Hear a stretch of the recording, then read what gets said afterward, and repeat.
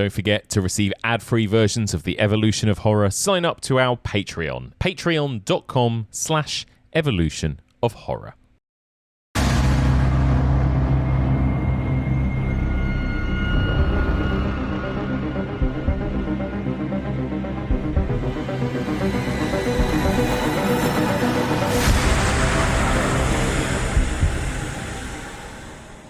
Welcome back to the Evolution of Horror. My name is Mike Muncer, and as ever, I am your host. This week, it's part 3 of our EOH Revisited miniseries. This is a little strand that we're running for 8 weeks in celebration of the launch of the Evolution of Horror book, which is available right now in all UK and, as of today, US bookstores as well, and Canadian bookstores. If you are in the UK, the US, or Canada, you can pick up your copy of the Evolution of Horror book right now. The book is split into 8 chapters, each one covering a different subgenre based on the first 8 seasons of the podcast. And as such, I am going back and revisiting the subgenres that I covered way back at the beginning of the podcast 8, 9, 10 years ago. This week, for part 3, we are talking about folk horror, the slipperiest of slippery beasts in terms of subgenres, but also one of the most popular and one of the subgenres that people find the most fascinating. So, just a quick word of warning before we get into this discussion. There will be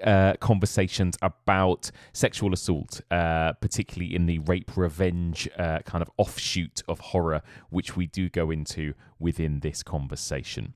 So, joining me to discuss the history and the evolution of folk horror, a longtime friend of the pod. She is a frequent collaborator with me over on EOH Patreon. She's the co-host of the EOH Network podcast Hammer Time. She is my co-host across live events around the country. She is also the assistant producer for Evolution of Horror. But back when I was covering folk horror, we didn't even know each other. A big welcome to Becky Darke. Hello, Becky. Hello. Hello. Welcome back to the podcast.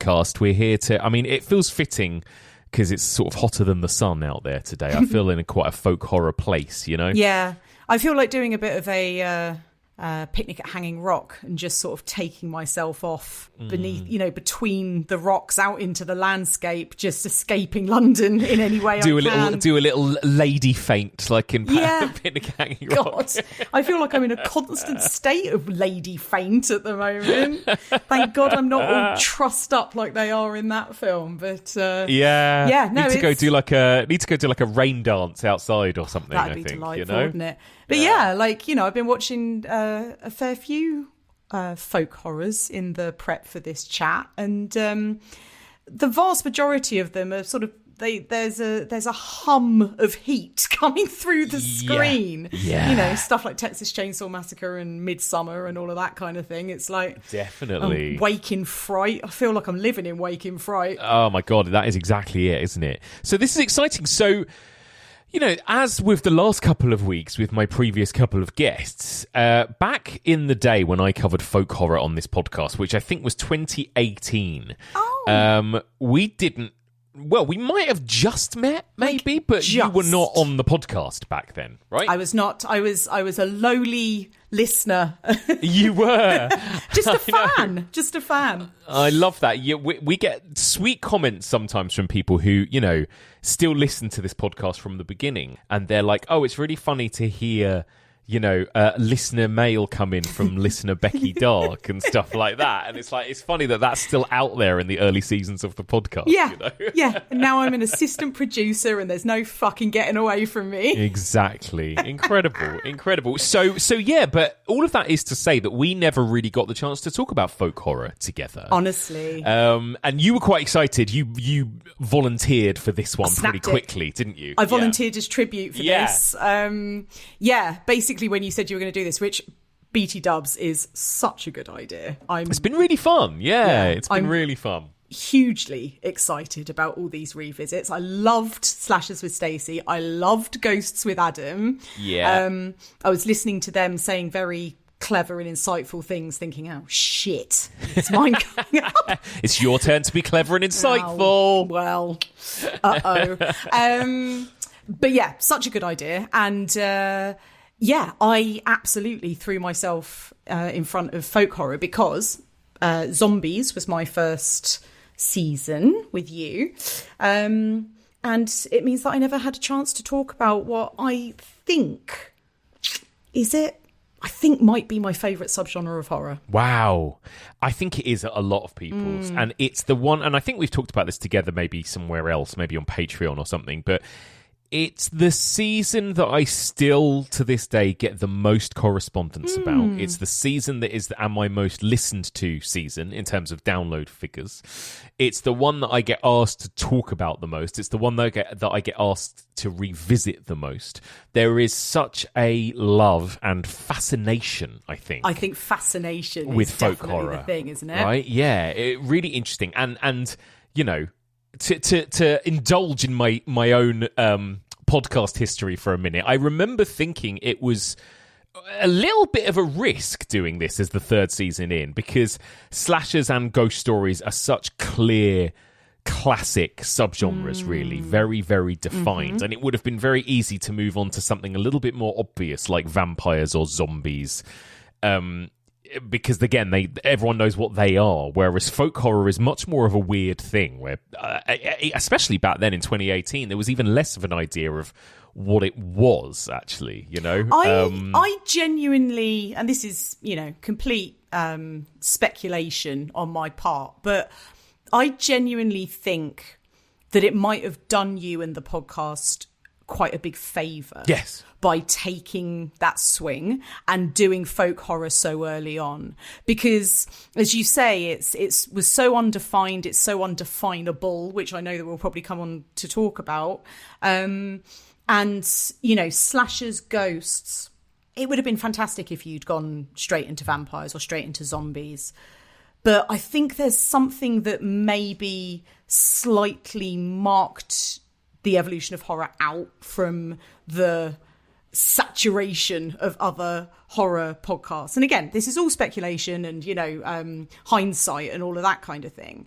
I've got no real authority to say this, but just you saying that then made me think, like, it might have actually made people take a little bit more notice. And as you say, if it is the one that even now you still get the most downloads from, the most comments and correspondence, etc., you're right. The fact that people are so fascinated in the subgenre, people might have even discovered the podcast through folk horror, because they might have done a search for it and gone, oh, look, here's a podcast, and then gone, oh, right, they've got a slashers and a ghost as well. Fantastic. But completely.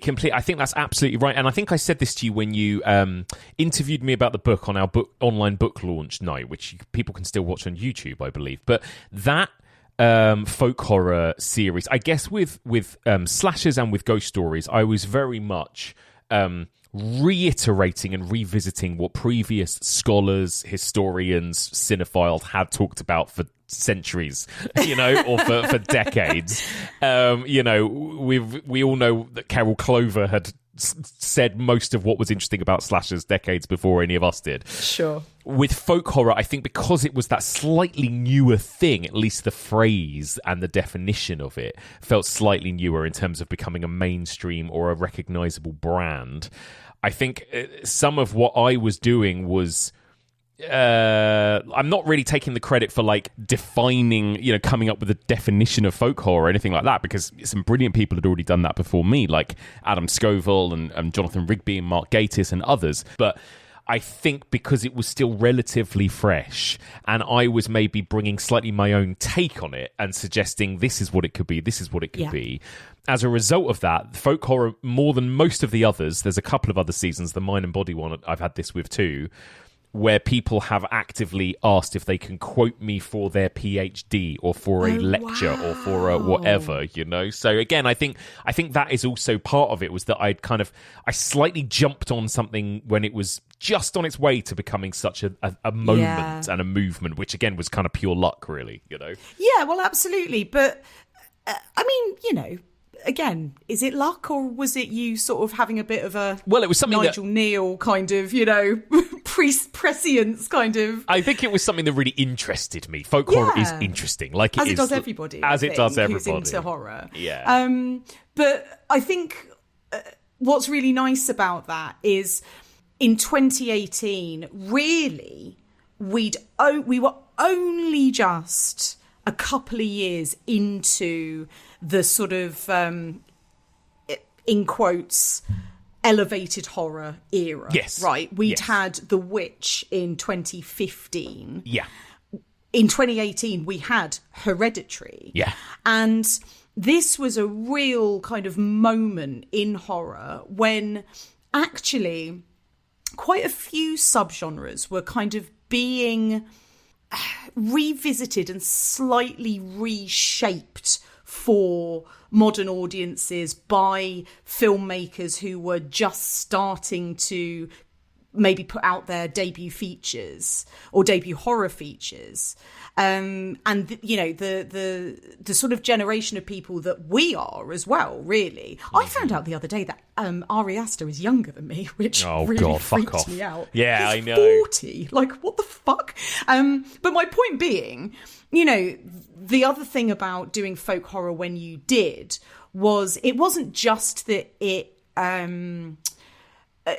wasn't such a defined concept and term and subgenre and kind of mode vibe than the other subgenres like vampires and slashers. I think it's also that it was still such a kind of changing thing. Yes. So it wasn't like you've had all the folk horrors and now you're looking back and doing it. It's like it was still forming. Yeah, exactly. Yeah, exactly absolutely. that. I think that's absolutely right. And even now, 8 years on, 2026, and we've had, God, between 2018 and now, more folk horrors than we can count. I mean, over on Patreon, Becky, you review new releases for us every month with Steph and Brad, and the amount that we go, it's another folk horror, here comes another low budget indie British, you know, set in the woods with, you know, corn dolls and, you know, this kind of stuff. Opening shot of a goat staring into a camera. Or a sort of drone shot slowly kind of panning across some woods, and you know, it is honestly just to talk about Fresh Blood for a second. I know we're nearly in August. Yep. At some point over the next couple of months, you were going to say to Brad, Steph, and I, start having a think about, you know, your sort of end of year rankings. Yeah. We're going to do that at some point, 2026. Yeah. One of the questions you always ask us in our end of year wrap ups is, what is the kind of trope or whatever? What's been the trend for this year? The trend of this year, or what would you like to see less of going forwards? What would you like to see more of, etc. The one that I would like to see less of is if I see another fucking drone shot of a car driving down a road between two forests on each side. I might start doing something else with my life. Like, I can't do it anymore, Mike. I can't. I completely agree. And I think, you know, not to get negative this soon into the podcast, but I think also just to say, this whole thing of, well, you know, we've had so many and you have to keep them coming. I'm positive about this entire this thing. Is it. Keep them coming. This is it. I think this is where we slightly diverge in our opinions. In that I was so excited by folk horror in 2018 when I was podcasting about it. Now I get a slight deflated feeling in my soul when I have another folk horror film to watch. Another modern one, at least. And I want to come back to that at the end, because I think there is something, for me, maybe there is something that folk horror has slightly lost since it has become such a well-known, well-defined subgenre, in a way. And I think maybe that's part of the interesting thing about it. But anyway, when did you sort of first become aware of the term folk horror? I know for so many of us, definitely for me, it was Mark Gatiss's Home Counties Horror in the History of Horror series that he did that put it on my radar as a name. Do you remember the sort of the first time you became aware of folk horror? I don't really. No.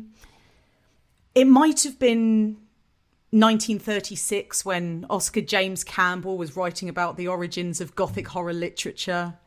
What? It might have been 1970 when Rod Cooper was describing The Blood on Satan's Claw as a study in folk horror.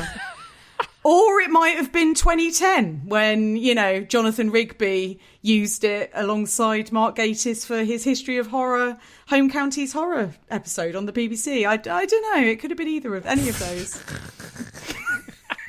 Good fact finding there. Thank you. I enjoyed that. Or was it listening to The Evolution of Horror in 2018? Might have been.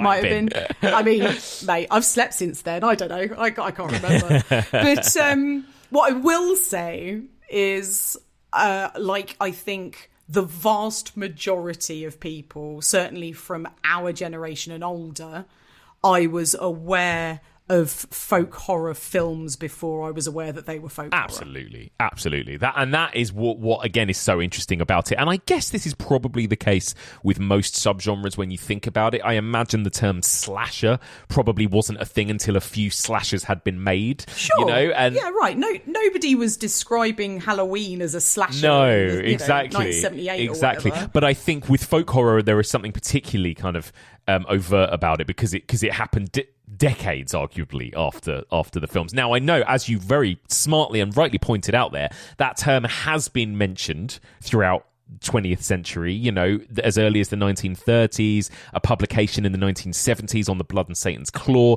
So it absolutely was a thing that some people had mentioned this phrase and had coined this phrase. But I think you're right. I think really it was much, much later. It was 2010 onwards when we looked back at all of these movies that had certain things, certain tropes in common that otherwise might have felt a bit uncategorizable in some ways and gone, oh my God, that's what they all are. They have this really interesting fascination with landscape and history and rural kind of environments and all these other things which we're going to get into in this conversation. But yeah, I think, and I love that about horror. I love that about cinema and subgenres. I love that sometimes you need to wait for a bit of time to pass and then you look back and you go, God, that was a real moment, wasn't it? Oh, for sure. Well, and you love that when you're programming your new season of the podcast, right? Where you're like really kind of pushing at the edges of what to kind of include and what not to include. And I know that lovely Kevin Lyons said in the folk horror season when he was talking to you about it on the main pod, he said something along the lines of, I know it when I see it. Yes. Right? Like folk horror is, he was paraphrasing somebody talking about sci-fi, and he said, it's whatever I point at is whatever I'm pointing at the moment and saying this is folk horror. And I think that is actually like such a good way of defining it, because I think that it's funny, like I do personally have quite a definitive idea within myself of what is folk horror. Tell me that definition. If an alien from outer space or somebody who had never seen a horror film said to you, so what is folk horror? What does that mean? What do they look like? Well, thanks, Mike. Yeah, cool. I'll take this one, shall I? Well, you only have to say what it means to you. Yeah. Because there is no right or wrong answer. No, I know. I think if we're talking, and this is the thing, there are so many caveats, right? Yeah. So, for example, I would say, and I don't think that this is a particularly hot take, but I do think there are people who would disagree. I would say that Get Out is a folk horror film. So would I, yeah. Now, if you say that Get Out is a folk horror film, or Candyman is a folk horror film, or Noroi, The Curse is a folk horror film, and I think all of these are folk horror films. But if I then come on to describe folk horror as being ancient landscapes, people's connection to the land, the resurfacing of kind of long buried secrets, old religions, superstitions coming true, isolated communities, cults, outsiders coming in, and this clash of kind of beliefs and customs. Yes. The arrogance of like rationality and of the establishment and of the modern world. These are all things that, to me, are indistinguishable from folk horror. But there's a lot of them there. Like, you couldn't necessarily say about Candyman, for example. Candyman from 92. Candyman's very urban. Very urban, right? So that's not so much ancient landscapes and our connection to the land. But then you dig into it and you think, well, actually it is. Because so much about Candyman is about the link to and the kind of like psychology of living in the projects, right? Living in Cabrini Green, and how the fact that Helen's apartment block used to be part of the projects, and you know there's this symmetry between her very bougie apartment block, all of this stuff, these folk legends of the community, this insular community of the kind of black residents of the projects, and this white woman, this academic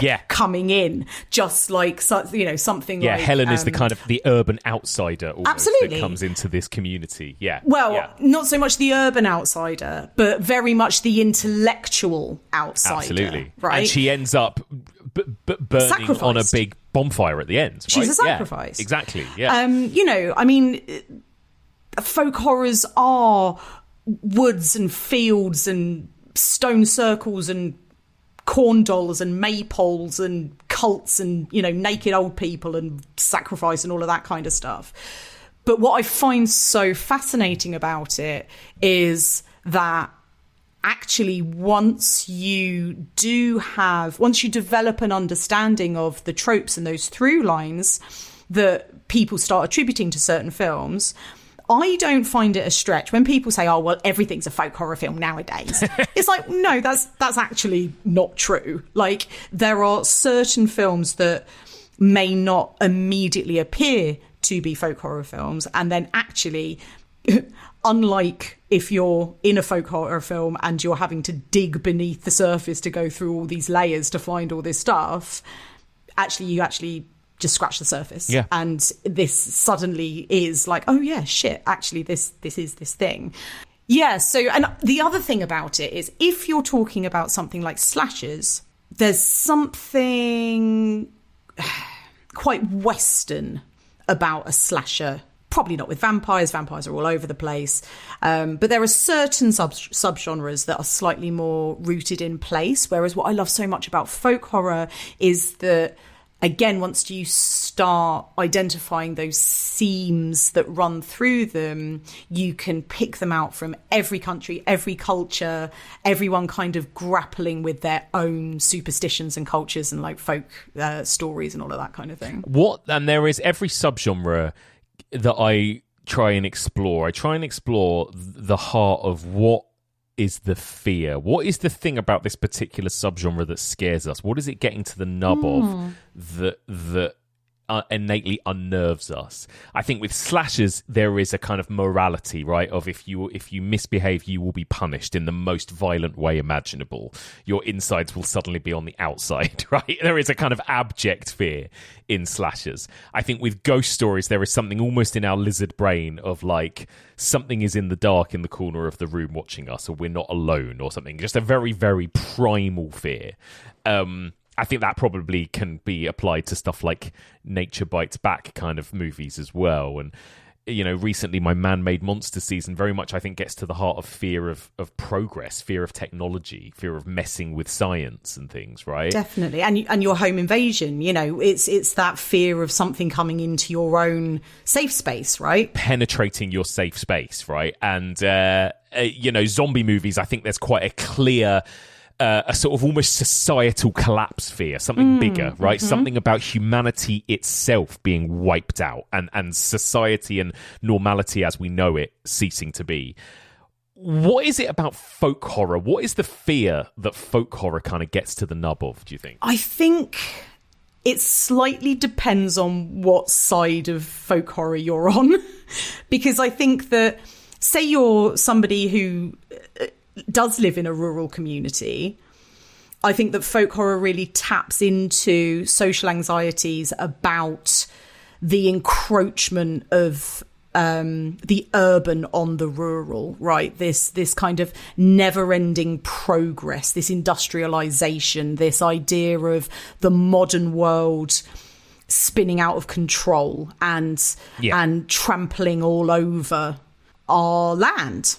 I think if you're the urban viewer, the fear is of the countryside, those big skies, those open landscapes, what is buried beneath the soil, insular communities, being out of your depth, not necessarily knowing the local customs and how to live in the countryside, right? Like, I mean, Jesus, drop me in the countryside. What am I going to do?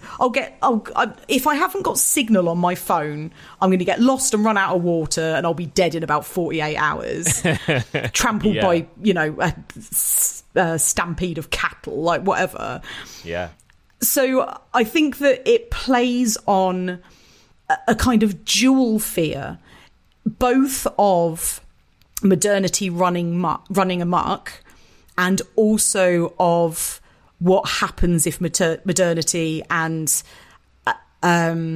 technology and the easy life that brings with it is sort of suddenly pulled out like a rug from under you. I agree. I think it is. It's the opposite to the fear of technology maybe that you might get in sci-fi horror. It's fear of the old ways, isn't it? Yeah. It's fear of losing modernity and going back to a time when things were scarier and more violent and more, going back to pious religion and going back to kind of cults or going back to isolated communities and all of that kind of thing that was real in our history and a lot of countries' histories that is still there in maybe pockets of the community or pockets of countries or whatever. And it's like finding yourself stuck back there again, right? And I think there is something also very, very human about the threat too, actually, and maybe this is where it is slightly different to maybe like the occult subgenre, because the occult subgenre, I think there are a lot of similarities, right? You'll have witches. There's a lot of crossover. Yeah, look at Rosemary's Baby, where a woman finds herself being led into a trap with a bunch of a community of Satanists and ultimately sort of sacrificed in a way, right? Like there are a lot of similarities there.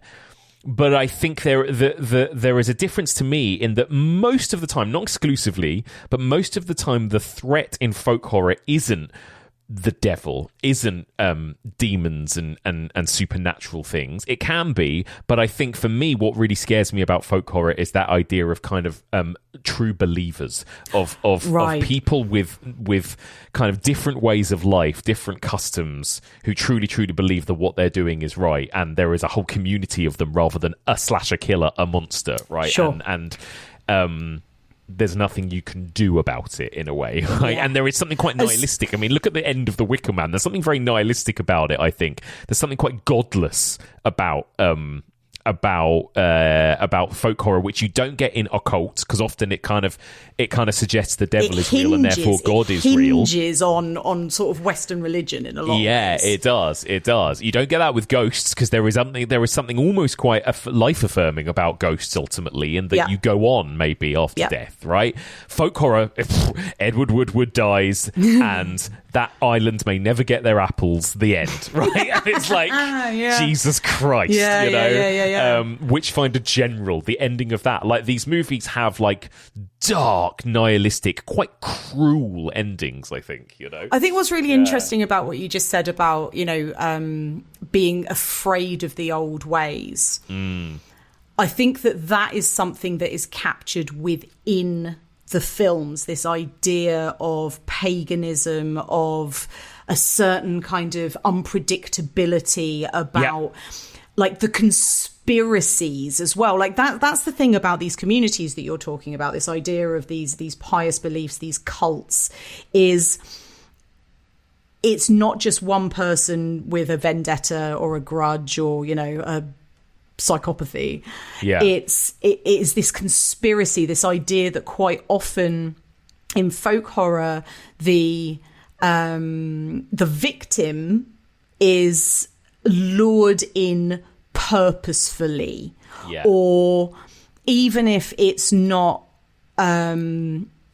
something like The Wicker Man, where Sergeant Howie is kind of he's literally like the perfect sacrifice, and so they have lured him there.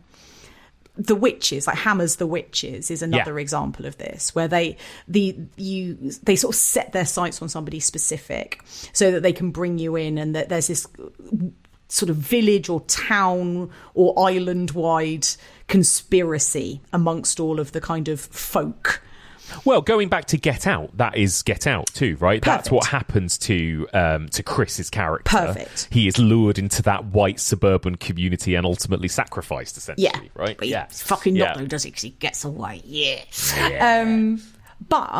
And I think that is the fear within the films, this idea of the old ways resurfacing, being brought back purposefully to the surface.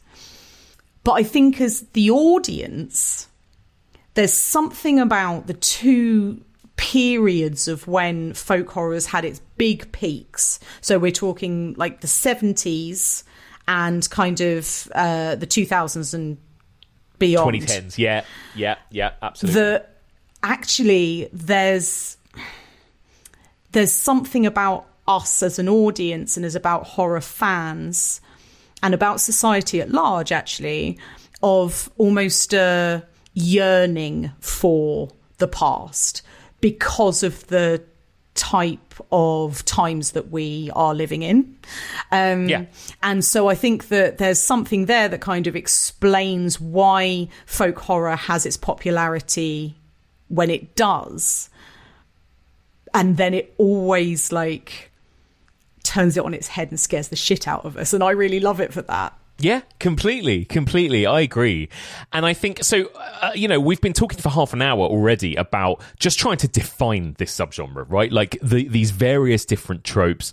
What I found really useful as a framework that I still find really useful is Adam Scoville's book on folk horror, Hours Dreadful and Things Strange, and particularly his essay on something called the folk horror chain, which is a series of kind of tent poles, one leads to the next, and that's how it he kind of defines the structure of a folk horror story by this chain.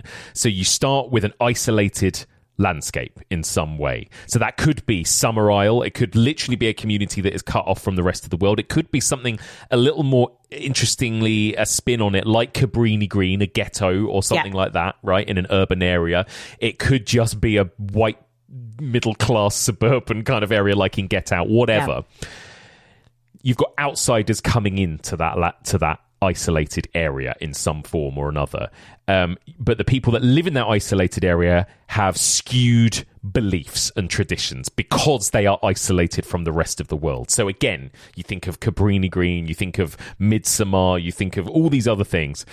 You have people that come in, you've got these skewed beliefs, and then that leads to kind of violent happenings, a clash basically of the traditions of one group and the traditions of another, essentially. And that is putting it very, very broadly. But if you look at, and we should talk about that, if you look at, for example, the three films known as the Unholy Trinity, which again kind of, these three movies are supposed to almost provide the framework, the template for what a folk horror movie is, which in itself is quite problematic because they're all so different, right? But Witchfinder General from 1968. You say it's problematic. I think it's perfect. Well, yeah, absolutely. Because actually the fact that those three are so different then goes on to kind of show how malleable and broad. Right. Yeah, exactly. Yeah. Witchfinder General, which is essentially a historical drama. Like, it is a horror film because it's really disturbing, but there is nothing supernatural in it. This is just the story of Matthew Hopkins, a man going into isolated communities, convincing them that women are witches and sacrificing them and burning them at the stake. And it's about human cruelty and nihilism and greed and all of those other horrible things, and skewed beliefs and isolated communities, and all of that plays into it. And it's really just a film about us looking at England's history and going, fucking hell, things were horrible back then, right? Blood on Satan's Claw, which is much more of a kind of supernatural, almost fairy tale vibe about kind of community in the woods and a demon uncovered from the soil that's corrupting the innocent. And there is a bit more kind of supernatural stuff going on, but essentially it's really got that feeling of, again, isolation, religion, cults, groups, different traditions clashing with each other, all of that kind of thing. And then The Wicker Man, of course, which we've talked about a lot, which is, again, much more of that kind of conspiracy movie about a man lured into a trap. And so, yeah, you're right. All of these three movies are quite different. Some of them are supernatural. Some of them are period set. Some of them are contemporary set. They all have different vibes, different threats. And yet, there is very much connective tissue between all of them, isn't there? Absolutely, yeah. Yeah. Amazing films. What do you think of these three generally? I mean, I think, we're probably all in agreement that The Wicker Man is one of the greatest horror films ever made, right? 100%. One of the greatest movies ever made. I mean, it's perfect. It's perfect. And somehow, and I've seen it so many times, my favourite ever time of seeing it, thanks for asking, was on the summer solstice in the cinema tent at Glastonbury. Yeah. Like, sat on the floor, stoned, like the happiest I've ever been, basically. It was incredible. Yeah. It is one of the best movies to just sit and watch in a cinema with an audience. Like, I just love it so much. It just gets better and better. It does. Like, first time I saw it, I was blown away. Same. And every single time I see it, it's one of those films that if it's been 18 months or something since I've seen The Wicker Man, I'll think, I mean, it's not that good, is it? Like, I mean, it's not literally perfect. Like, come on, calm down. And then I watch it again and I'm like, no.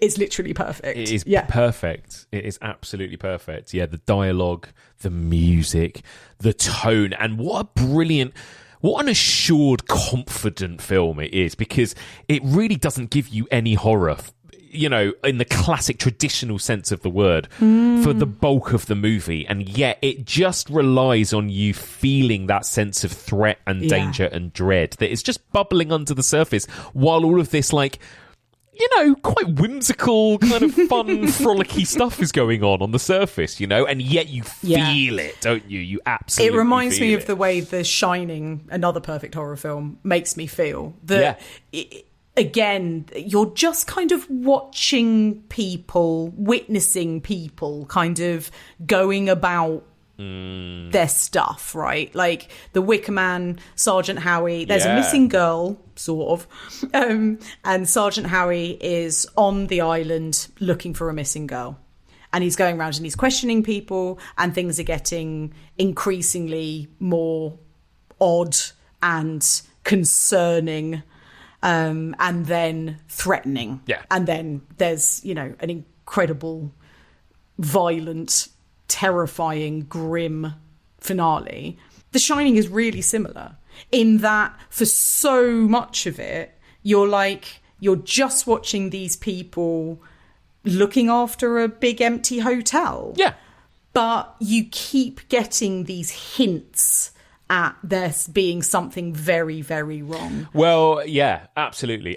You're right. And again, self-assured, confident filmmaking that requires you to stick with it sometimes as well. And again, compared to a slasher movie or even a ghost movie, it doesn't have those conventional narrative beats. It won't necessarily have a big opening set piece scare. It won't even necessarily have jump scares. It doesn't look like a horror film, right? It doesn't look like, we're not in gothic castles. We're not in dark and stormy nights. We're not in shadowy German expressionist looking kind of places. It's often brightly lit, the middle of the day. We're out in the big wide open space. There are lots of characters, lots of people, and it doesn't rely on those horror tropes and beats in the same way as well, right? Yeah.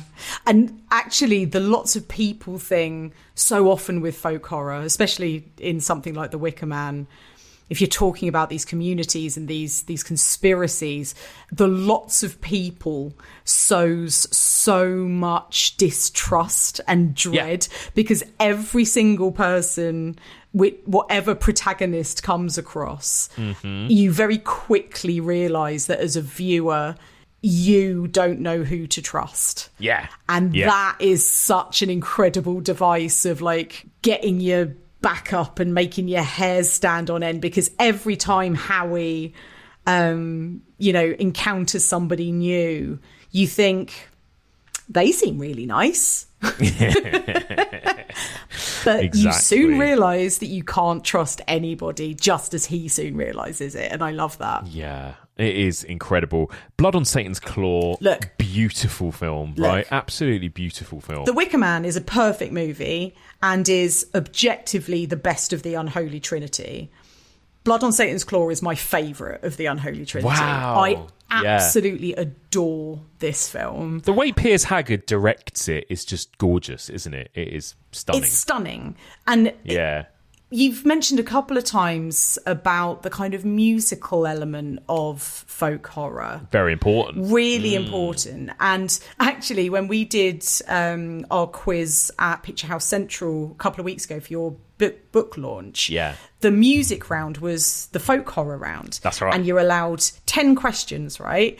And you sort of had your list of 10, and I kept going, yeah, but what about Get Out? Yeah, but what about Blood on Satan's Claw? Yeah, but what about, you know, this and that and this and this and this and that? Yeah. And like The Wicker Man, what you're saying about like it being structurally unusual and disarming, I mean, I don't think anybody would necessarily disagree that The Wicker Man is essentially a musical, right? Like it's got in-universe musical numbers. Yeah, it doesn't look like a horror film. It also doesn't sound like a horror film, right? And then again, that's the other fun thing about you. Absolutely right. The music is so important in folk horror, but the music never sounds like horror film music. Scary music. It's not a Bernard Herrmann kind of score or a John Carpenter score even, or anything like that.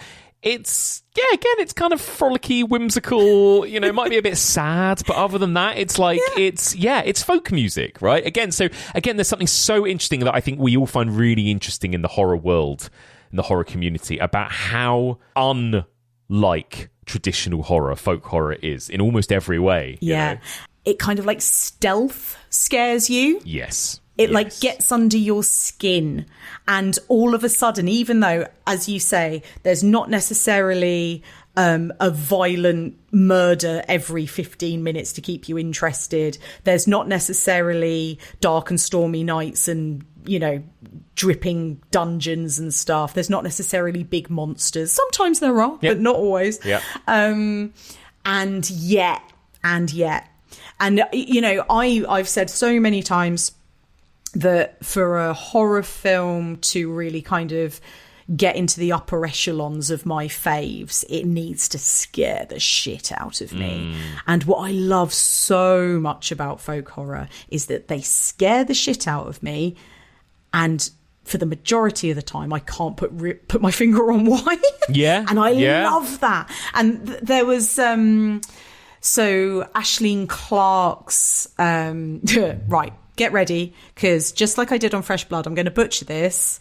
Oh, right. Freewacker. I know it's not Freewacker. It's like Frawacker or something like that. I don't know. I'm sorry to all Irish listeners.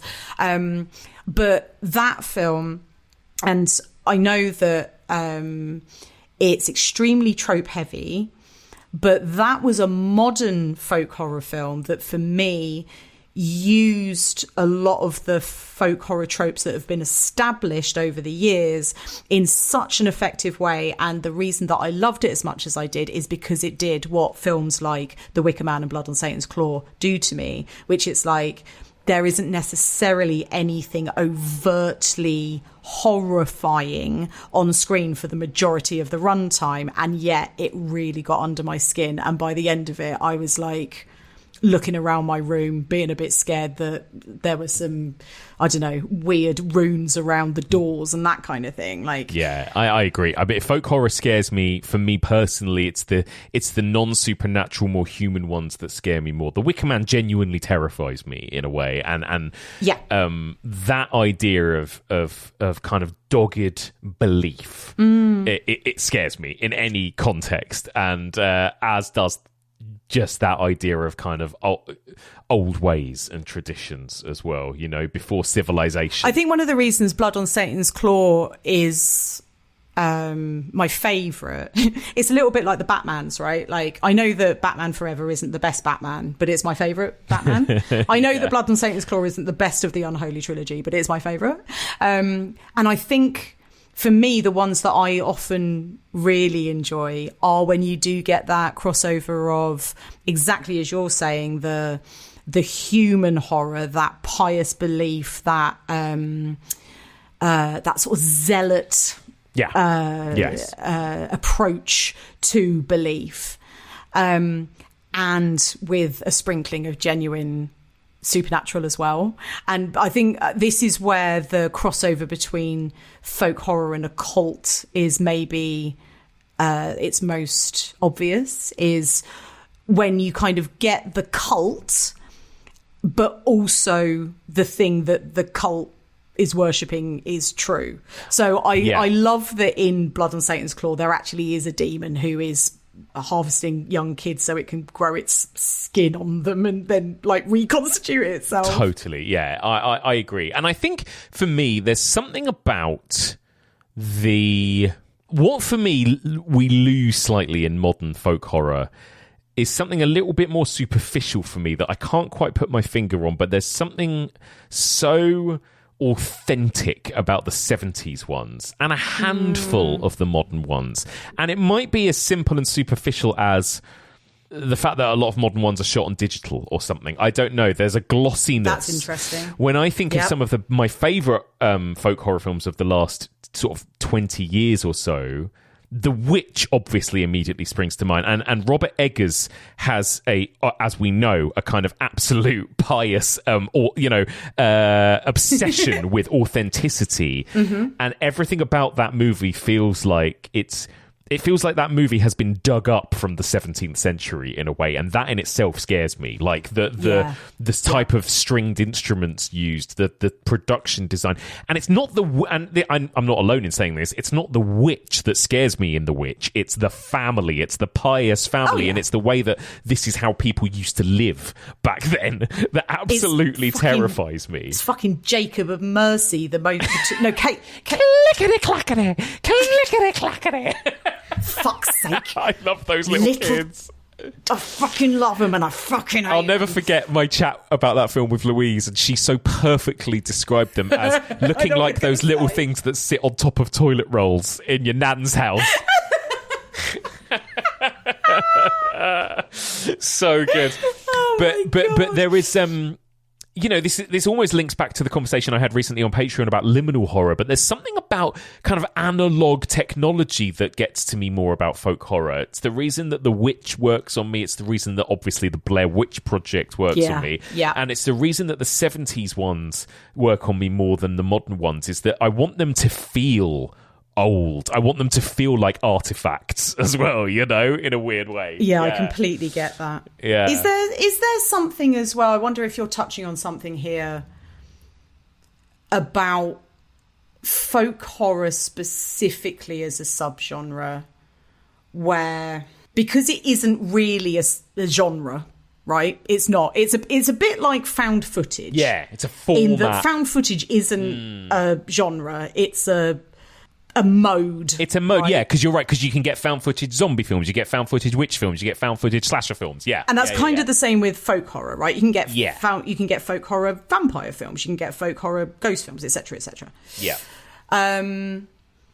Is there something about it for you? This is kind of what I'm hearing you saying without you necessarily saying it specifically, about how since folk horror has become a thing, yes, all of the folk horrors since, not all, but a lot of the folk horrors since that you maybe don't vibe with, they're just aping this thing that actually didn't really exist anyway. And so the ones that existed and then folk horror as a term was coined to describe them, thumbs up.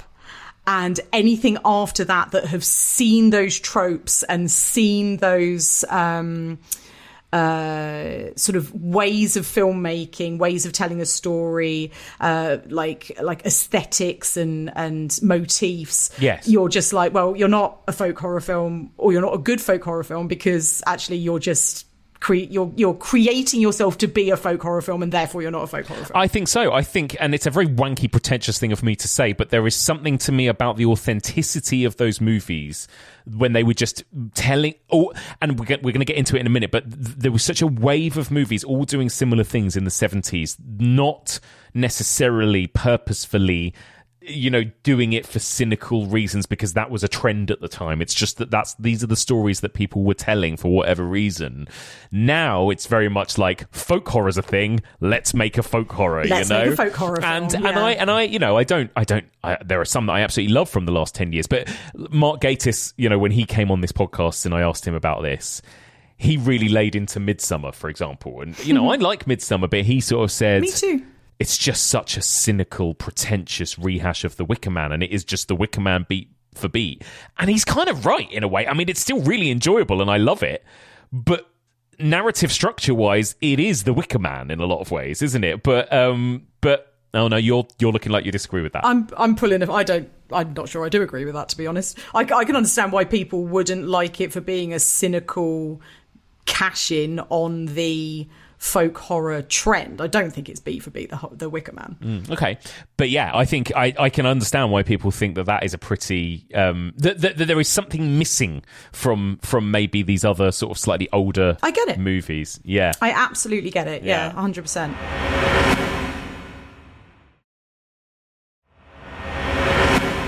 So we talked a little bit about what we think a folk horror is and what we love about it. I want to talk now through some of that kind of evolution and talk about some of those kind of eras of folk horror that we've been touching upon. So going back to the 1970s, the real heyday of folk horror, as a lot of people think of it, we've talked a little bit about those Unholy Trinity films. And by the way, Witchfinder General, what a horrible film that is. It's the one that I've only seen once. And it's not necessarily a one and done. Like, I would love to watch it again. Like, Vincent Price is fucking incredible in it.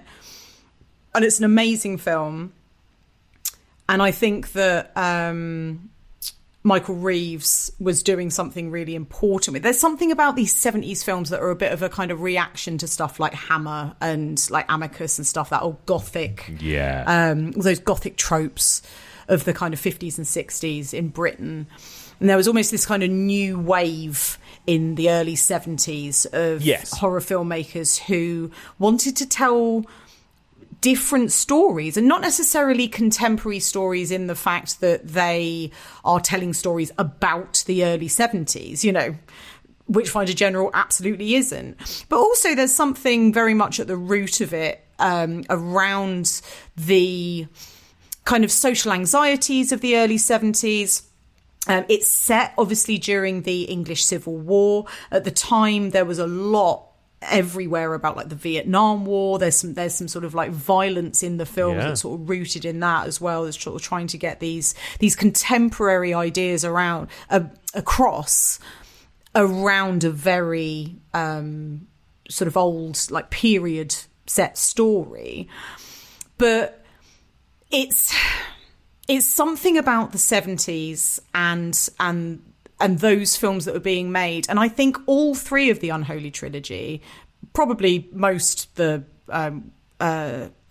Witchfinder General, but all three of them are really dark and bleak. And I know that Piers Haggard has said about Blood on Satan's Claw, like, if he remade it now, he probably, for example, wouldn't have that rape scene being as kind of brutal as it was. But he said, you know, at the time there was just something in the air that those filmmakers were trying to capture and get across.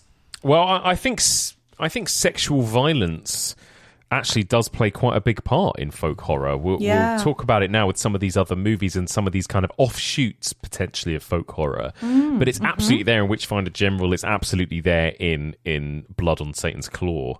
Again, I think there's something about going back to people at their most, I don't know, sort of primal or something. Base. Yeah, base. I think there is something there in that. Yeah, Witchfinder General, I think, is an astonishing film. I don't like seeing Uncle Vincent that mean. He's so mean. I mean, obviously, he's played villains hundreds of times, but not like that. Not like that. And again, like, so often, like, more often than not, he is some sort of gothic baddie.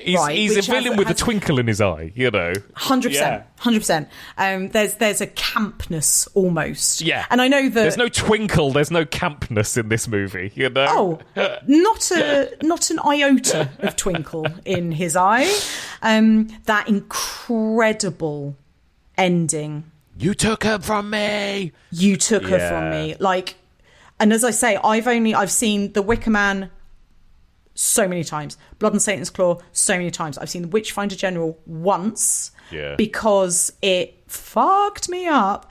And it is, as you say so rightly, it's so rooted in reality, literally to the point that it's based on, like, Matthew Hopkins was a real person. Actual Witchfinder General. Actually did it. This kind of sadistic psychopath, like money grabbing, opportunist, essentially, exactly, like profiteer, right? And there is something about that end. You took her from me. Like, I feel like that is seared. Yeah, completely. Onto my, like, eardrums. The scene, and I think it was a cut scene originally, but the scene when the woman is slowly lowered into the fire as well. Ugh. It's something about the way that scene plays out and how slow and it's a bit like The Wicker Man, how slow and gradual it is and how everyone just stands around and watches. And it's just so horrible and bleak and nihilistic and grim and godless and hopeless and all of those things that we've talked about. So yeah, I think, and you're right, you know, Michael Reeves was a young filmmaker, and you're absolutely right, there was such a moment here across the world in all genres, right? You know, we talk so much about that kind of new Hollywood era that we were getting into, you know, this 1968, the end of the 60s, as well as people like George Romero, Roman Polanski. You also had, you know, people coming up like Scorsese, Coppola, Spielberg. You had movies like The Graduate and this kind of new type of filmmaking. Bonnie and Clyde. Easy Rider. We weren't in the kind of old studio system anymore that, exactly. Hammer, for example, represents perfectly. Yeah. This was like new, young, experimental filmmakers going out there with cameras and doing stuff. And we'll talk about it, but I think there's obviously parallels in Australia with Ozploitation as well, and movies like Wake in Fright, and all countries all across the world, this was happening at this point. And you're absolutely right as well about that kind of, as well as kind of stuff like Vietnam and political kind of turmoil. There's that kind of secularism growing too, right? I think. And, you know, again, I talk about this so often, but that classic Time magazine cover in 1968, the same year as Witchfinder General, that said, "Is God dead?" Right? God that features dead. in Rosemary's Baby.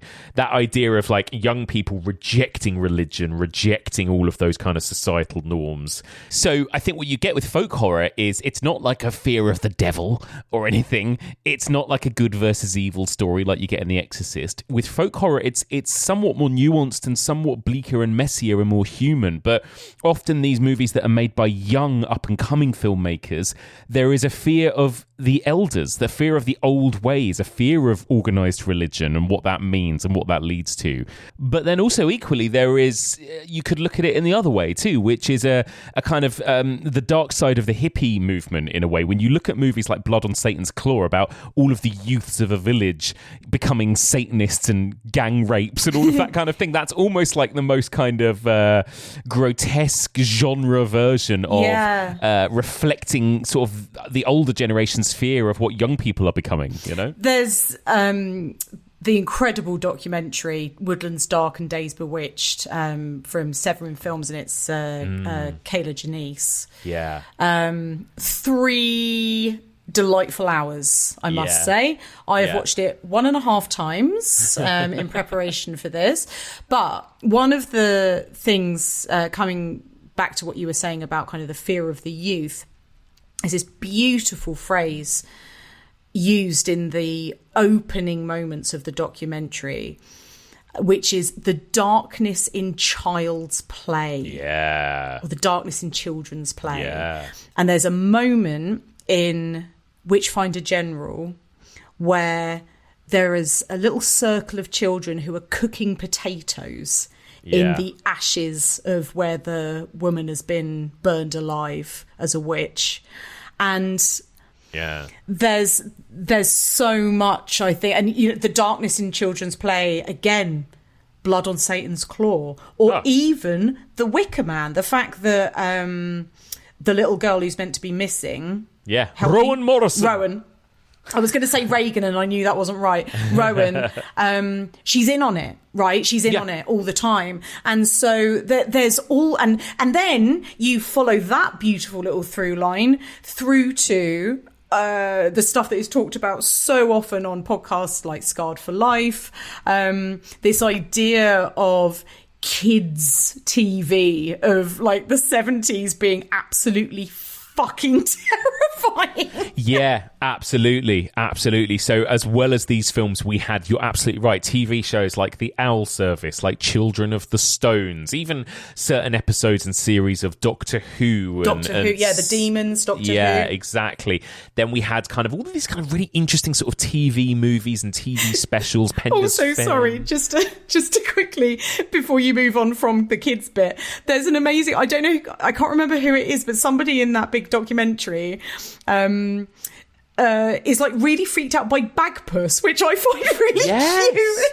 I know, it's so funny. He's like, there are clockwork mice, and I can't think of anything more sinister. I know, it's so interesting. And this is all stuff I'm going to talk about in my next season of the podcast, actually. It's really interesting. There's a lot of crossover here. But yeah, that kind of really interesting. As well as that, you had made-for-TV movies and TV dramas that are still to this day, I think, better than a lot of horror movies we get theatrically now. So Robin Redbreast and Pender's Fen and stuff like that. Yeah. Then you had TV shows like Nigel Neal's Beasts and stuff, and obviously the M.R. James Ghost Stories for Christmas made by Lawrence Gordon Clark, like Nigel Neal's The Stone Tapes. The Stone Tape, of course. Yeah, all of these have folk horror kind of coursing through their veins, don't they? You know, absolutely. There's an amazing show which like one-off TV play that lovely Kevin Lyons.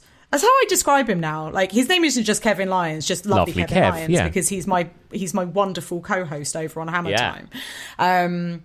But I think it was when we were talking about The Witches a few weeks ago, and we started talking about kind of folk horror in relation to Hammer and where that sort of crossover did start to happen.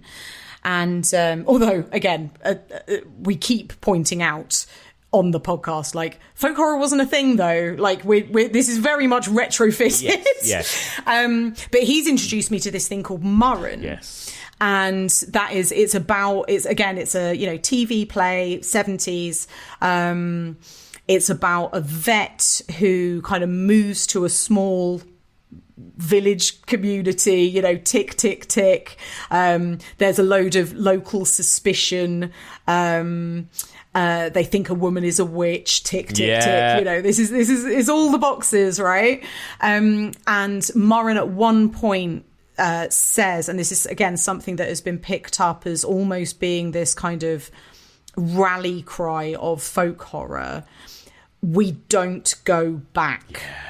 Right? Yeah. This idea of if you go backwards, if you return or regress to the old ways, in quotes, you're doomed. Right? You have to keep moving forwards.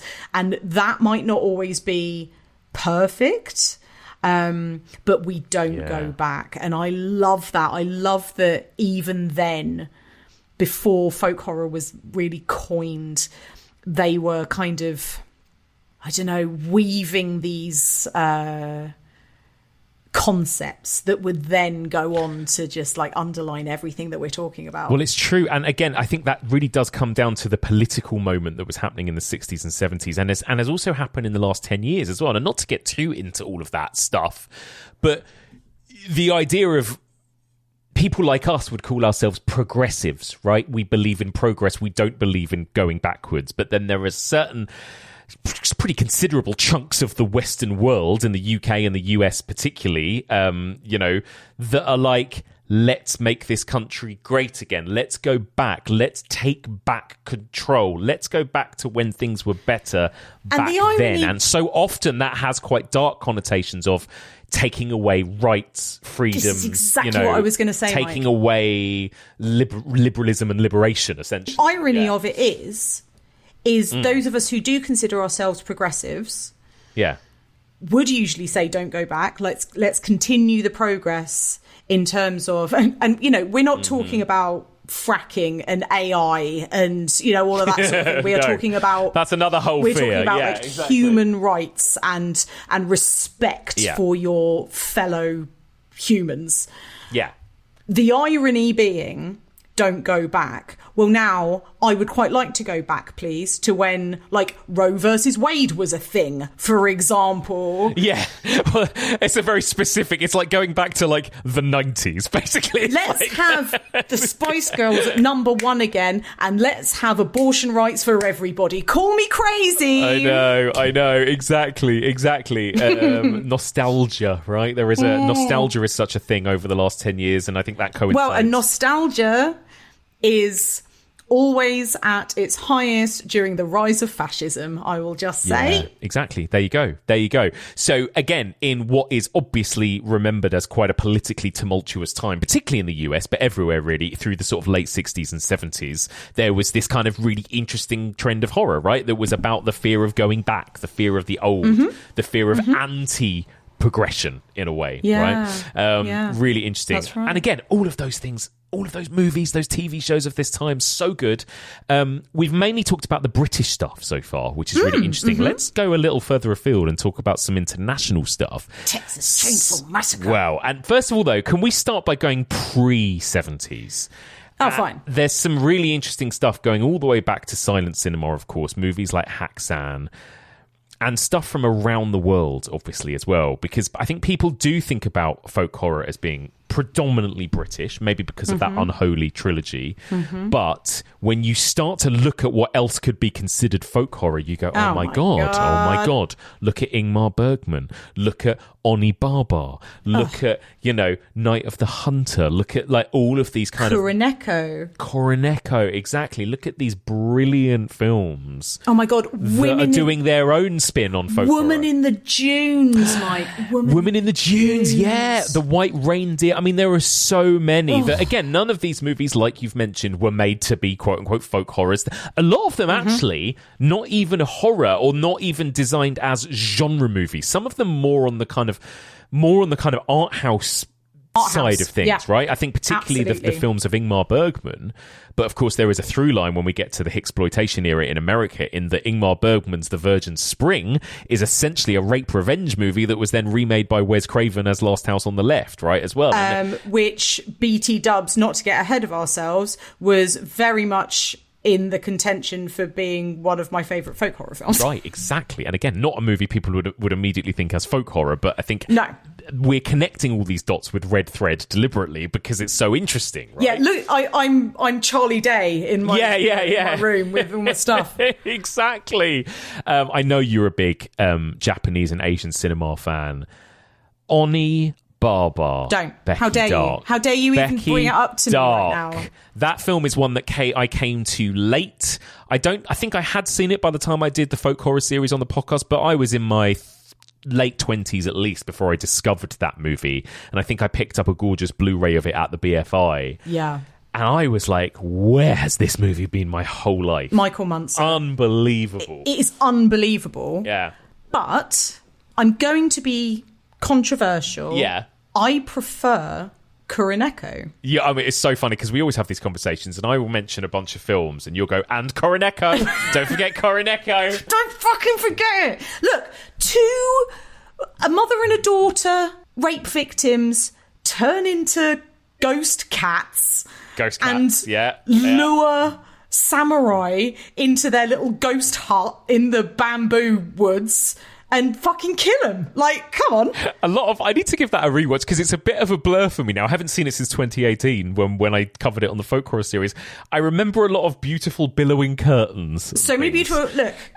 That's the main thing I remember. And like, there's so much like beautiful billowing stuff, not just curtains, but there's like smoke in the woods and people sort of doing little somersaults through the air and stuff. Yeah. It is a 5-star masterpiece. And look, I love Oni Barbar. I absolutely love it. And there are also, it should be mentioned, if we're talking about these beautiful old black and white Japanese texts, Kwaidan, there are a couple of folk horror sections 100%. In the anthology film Kwaidan. Yeah. But out of the three of them, if you're going Oni Barbar, Kwaidan and Kuroneko is my favourite. And if you haven't seen it, listeners, fucking treat yourselves because it is chef's kiss. Worth a watch. And I covered it. Oni Barbar and Kuroneko work so well as a double bill. Oh, both my God, about so good. two women against the world of men basically, in kind of rural areas. And again, there are the Koroneko, you talked about the plot just then. There are the bones of rape revenge there as well, right? Yeah, I mean, that is 100%. essentially what it is.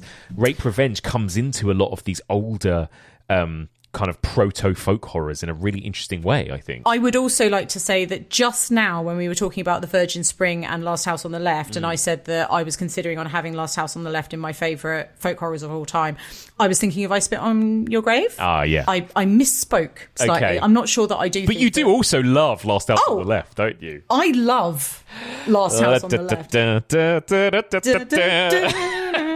Let's pick up some children. Horrible. Yeah, horrible. That one. Yes, but I'm not sure that I necessarily think of it as a folk horror. Whereas I Spit on Your Grave is 100% a folk horror and is a perfect movie. All right. Well, we keep coming back to American exploitation cinema. So why don't we come to this? Let's do it.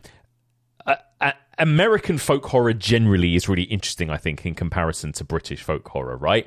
And I think so much of the foundation of folk horror, going back to Adam Scoville's folk horror chain, it starts with the landscape, right? Right. The landscape inspires the story in some way or another. That's very much the case with Australian folk horror and exploitation. I think that's very much the case with British folk horror, and I think that's very much the case with American folk horror in that 100%. America is vast, it's almost a bit lawless, and it's like, do your own thing, own your own land, and don't you dare step onto my land, essentially, right? And that is American folk horror. About that. And again, I am absolutely parroting this from the Keela Janice documentary, but a couple of things that you've just sparked in my mind. One is that Michael Reeves, when he was making Witchfinder General, said to somebody else, I think he said to one of the actors, oh my God, we're making a Western. Yeah. Because they've basically got like so many, this outlaw coming into a community. And, chasing down bad guys and all of that kind of thing. Yeah. The other is that one of the points made in it is that in American cinema traditionally, especially if you're looking at things like the Western, you are looking at expansion kind of laterally, right? So you are looking at expanding across the lands, always like looking for new frontiers. Yes. Whereas in folk horror, you are going down. Right, so you are looking, you're like digging down beneath the soil. Exactly, and that is where the horror lies. And I think that you are so right about, like, if you want to call it exploitation cinema, or if you want to call it hicksploitation, which I think is a pretty good kind of slightly pejorative, but a good kind of like catch-all if you're talking about things like Texas Chainsaw Massacre, Deliverance, I Spit on Your Grave, etc., etc. There is something that isn't either of those things. It's not about expanding out across America. It's not about digging down like it is in English folk horror. It is about standing still. And this is where there are not even necessarily communities. It's not something like The Wicker Man, where there is a big cult across an island or a village. It's about these even more isolated, cut off families, whether that is a biological family or a sort of like found family, but found family in the least positive way that term could be used. My God, it makes me think of the X-Files episode Home, right? Or Home, the ultimate 100%. folk horror, you know. That poor mum who just gets wheeled out from under that the is sofa. A folk horror, exploitation story, essentially, right? Yes, without a doubt. In American folk horror, it's not necessarily about expansion, whether that be across or down. It's about the standing still and where people are trapped And, you know, whether that leads to like inbreeding or kind of piety or whatever the sort of bad thing is that comes out of that. And then it is whoever, the outsider who comes in and sort of crashes and shatters that standing still by bringing their modern ways into that, you know. Completely, yeah. It's such a perfect way of thinking about it. Deliverance obviously feels like in some ways a kind of template movie for this, of course. I detest that movie. I'm going to throw that out there. Do you? I hate it. Why? Because it terrifies me and disgusts me in equal measure. Oh, fine. So you hate it because it terrifies you, not because you think it's badly made. Oh, no, I don't think it's badly made. But again, I was saying earlier with Witchfinder General, like I've only seen it once, but I'll definitely go back. Deliverance is 100% one and done. Like I'm never recovered. No, it's horrible. It's horrible. It's a brilliantly made film. And again, you've got these urban outsiders coming into this rural community that has been standing still for decades, like you said, or for centuries. You have sexual violence, of course, then you have a kind of revenge element, and then you have them trying to evade this community. And it is absolutely terrifying. It's got some iconic folk music in it. Yeah, I was about to say, and you have a killer musical number. And you have dueling banjos. Yeah, it ticks all the boxes, but in a much more American way than The Wicker Man or any of the others we've been talking about, of course. Yeah, it's a horrifying movie. Yeah, absolutely horrifying. But those sequences when they're rafting in the water are so good and really exciting. They are so good, but fucking hell, never again. Yeah, fair enough. Texas Chainsaw Massacre, you've mentioned this a few times. This was one of the ones that I put in my series as quite a deliberate choice that was quite controversial at the time. Like, again, people were like, what are you talking about? This is a slasher movie. How is this a folk horror? Fuck off! Of course it can be considered a slasher movie too. I mean, it is about a masked killer offing teens one by one with a big weapon until one final girl survives. I take back my fuck off. Okay, fine. But I think it's really interesting to think about in the framework of folk horror, based on everything we've said, and that idea of kind of these kids coming into this community.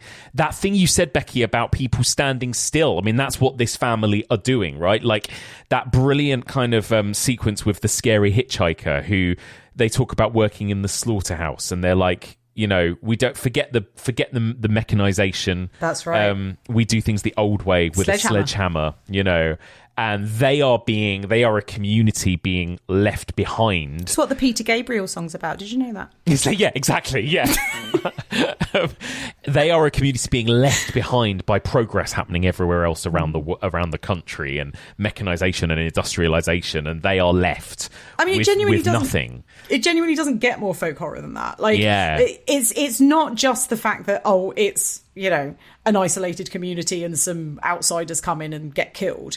It's way deeper than that. Yeah, I think so. And also, even visually, when you think about Texas Chainsaw Massacre, I think some of that film is set at night. In fact, the really elongated chase sequence is set at night. But you think about the burning hot orange sun, I think. You think about that barren landscape. You think about the house, the swing, the grass, the sunset, the sunrise. The roadkill. Yeah, right? The roadkill. The bones being dug up and formed in kind of weird ritualistic ways at the beginning and stuff. You know when it's really, really hot in the summer? Mm-hmm. I don't know if you remember this because we haven't had it recently. Yeah, I was going to say, like right now, you mean? Yeah. When? And you see those like heat waves coming up off of the tarmac. Yes. Every time I see that, I think about the Texas Chainsaw Massacre. Exactly. If you're talking about horror films that you can smell them, right? Like you can see the heat rising. You can smell the house. Yeah. It brings with it's so far away from the gothic, but at the same time it kind of is gothic. It is a scary old house where a bunch of people turn up and there's a bunch of monsters inside and they get killed off one by one. Well, the granddad is almost a bit like the old Dark House character that's kept upstairs, isn't it? You know, going back to James Whale's old Dark House, it's that kind of vibe. And again, I think that film is, it is, for my money, the greatest film ever made. It's the greatest horror film ever made. And I think what terrified me about that film the first time I saw it, and still does, is that it's not just a girl versus a killer. It's not just Leatherface versus a final girl.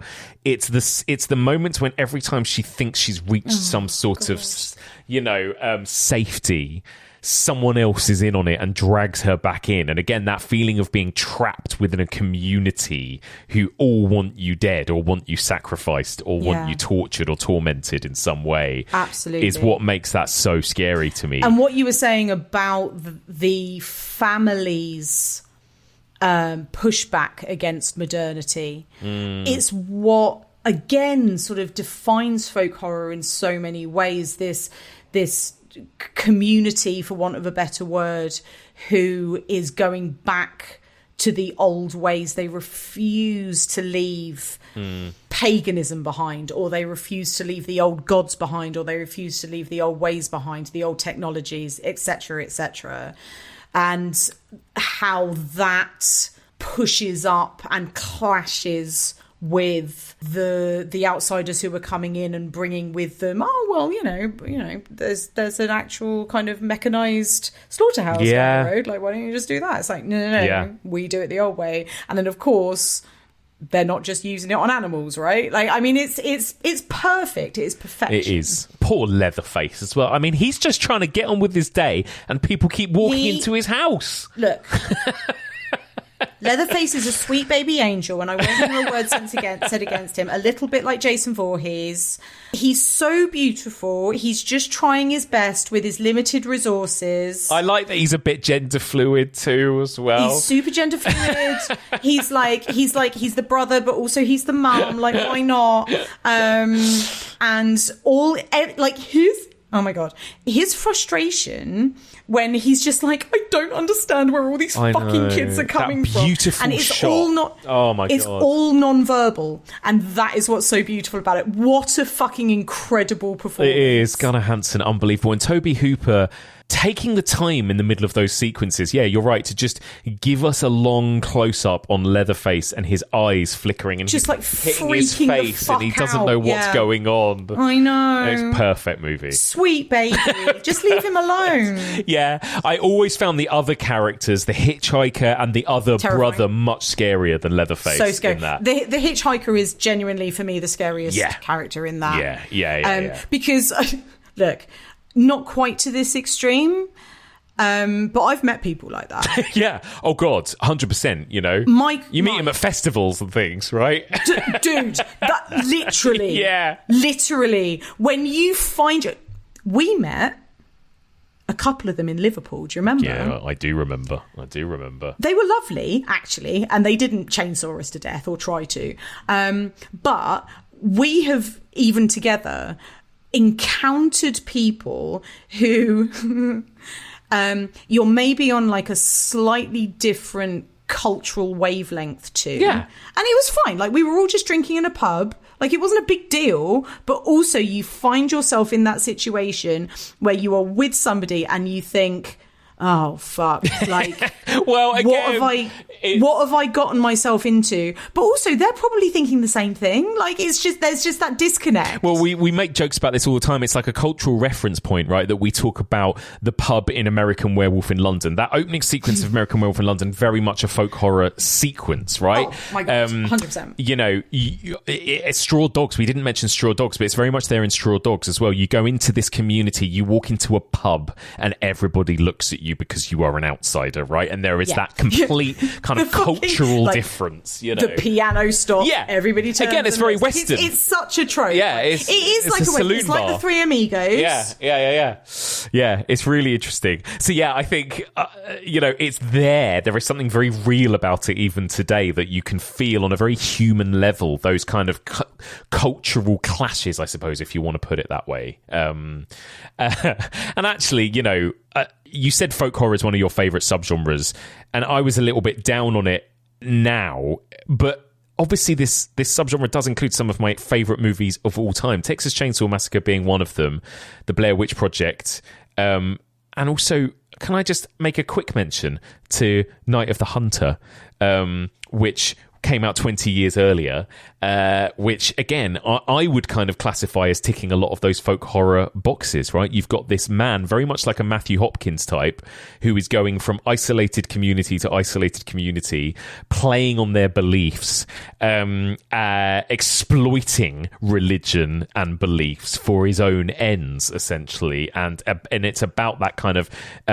piousness of the people around him that follow him and believe him, and the fact that these children are trapped and having to escape across rural landscape in order to get away from him, right? I think for me that very much feels folk horror adjacent as well, you know? I couldn't agree more. To me, it's absolutely a folk horror film. Also, banging musical numbers, exactly. Yeah, incredible. Anything else you want to shout out from this kind of 70s era before we move on? I mean, you said Last House on the Left, I Spit on Your Grave. You're a fan of the kind of you are quite an advocate, I would dare say, Becky, about the kind of exploitation, rape, revenge movement of the 1970s. Oh, I absolutely am. Yeah. I Spit on Your Grave is one of those films that I avoided for years and years and years because I think that I'd heard such grim, bleak things about it. And trust me, it's grim and it's bleak and it's horrible. Every time I watch it, it is just completely life-affirming. Like, I fucking love that movie, and you are pulling a face, and I understand why. Well, I feel about it how you feel about Deliverance, I think, which is that I'm not saying it's a bad movie. I'm just saying I never in my life want to sit through it again. Like, I think it is a masterpiece, an absolute stone cold masterpiece, and it ticks so many folk horror boxes. Yeah, it does. Especially in that very, as we are talking about right now, that very specific American flavour of folk horror. Yeah. This idea of a group of people who are completely standing still in their tiny little, one horse, one street town, and this New York writer, this beautiful woman who has sort of come down for a writing retreat all on her own, and how it all unfolds from there, and horrible sexual violence and her incredible revenge against these horrific men. And I avoided it for so long on its reputation, and actually as soon as I saw it, I could not wait to watch it again, and I have since watched it a bunch because I think it is, like I say, a perfect movie. Well, I love that, and I genuinely think there might be something as a guy that I don't get that women get from it. Like, is it because you're worried about getting your cock chopped off in a bar? Look, I love a bit of dick trauma in movies as much as the next guy. I like, what? As in, not at all? Yeah, exactly. No, I mean, like movies like Teeth, for example. I love it. I love all that. I Spit on Your Grave, and again, it's been a long time since I've seen it. I've only seen it once. Who am I to comment on this anyway, really? But for me, it felt like there was a whole lot of rape before you get to the revenge. Like, it really spent a lot of time in that first act of the movie with her being assaulted and assaulted and assaulted, and it felt elongated. And I remember just sitting there thinking, I don't know why I'm watching this, and I never want to see this again. You know? No, absolutely. But trust me, okay. Jesus Christ, who am I to start saying women think this? Like, I can't talk for all women. I can speak for myself.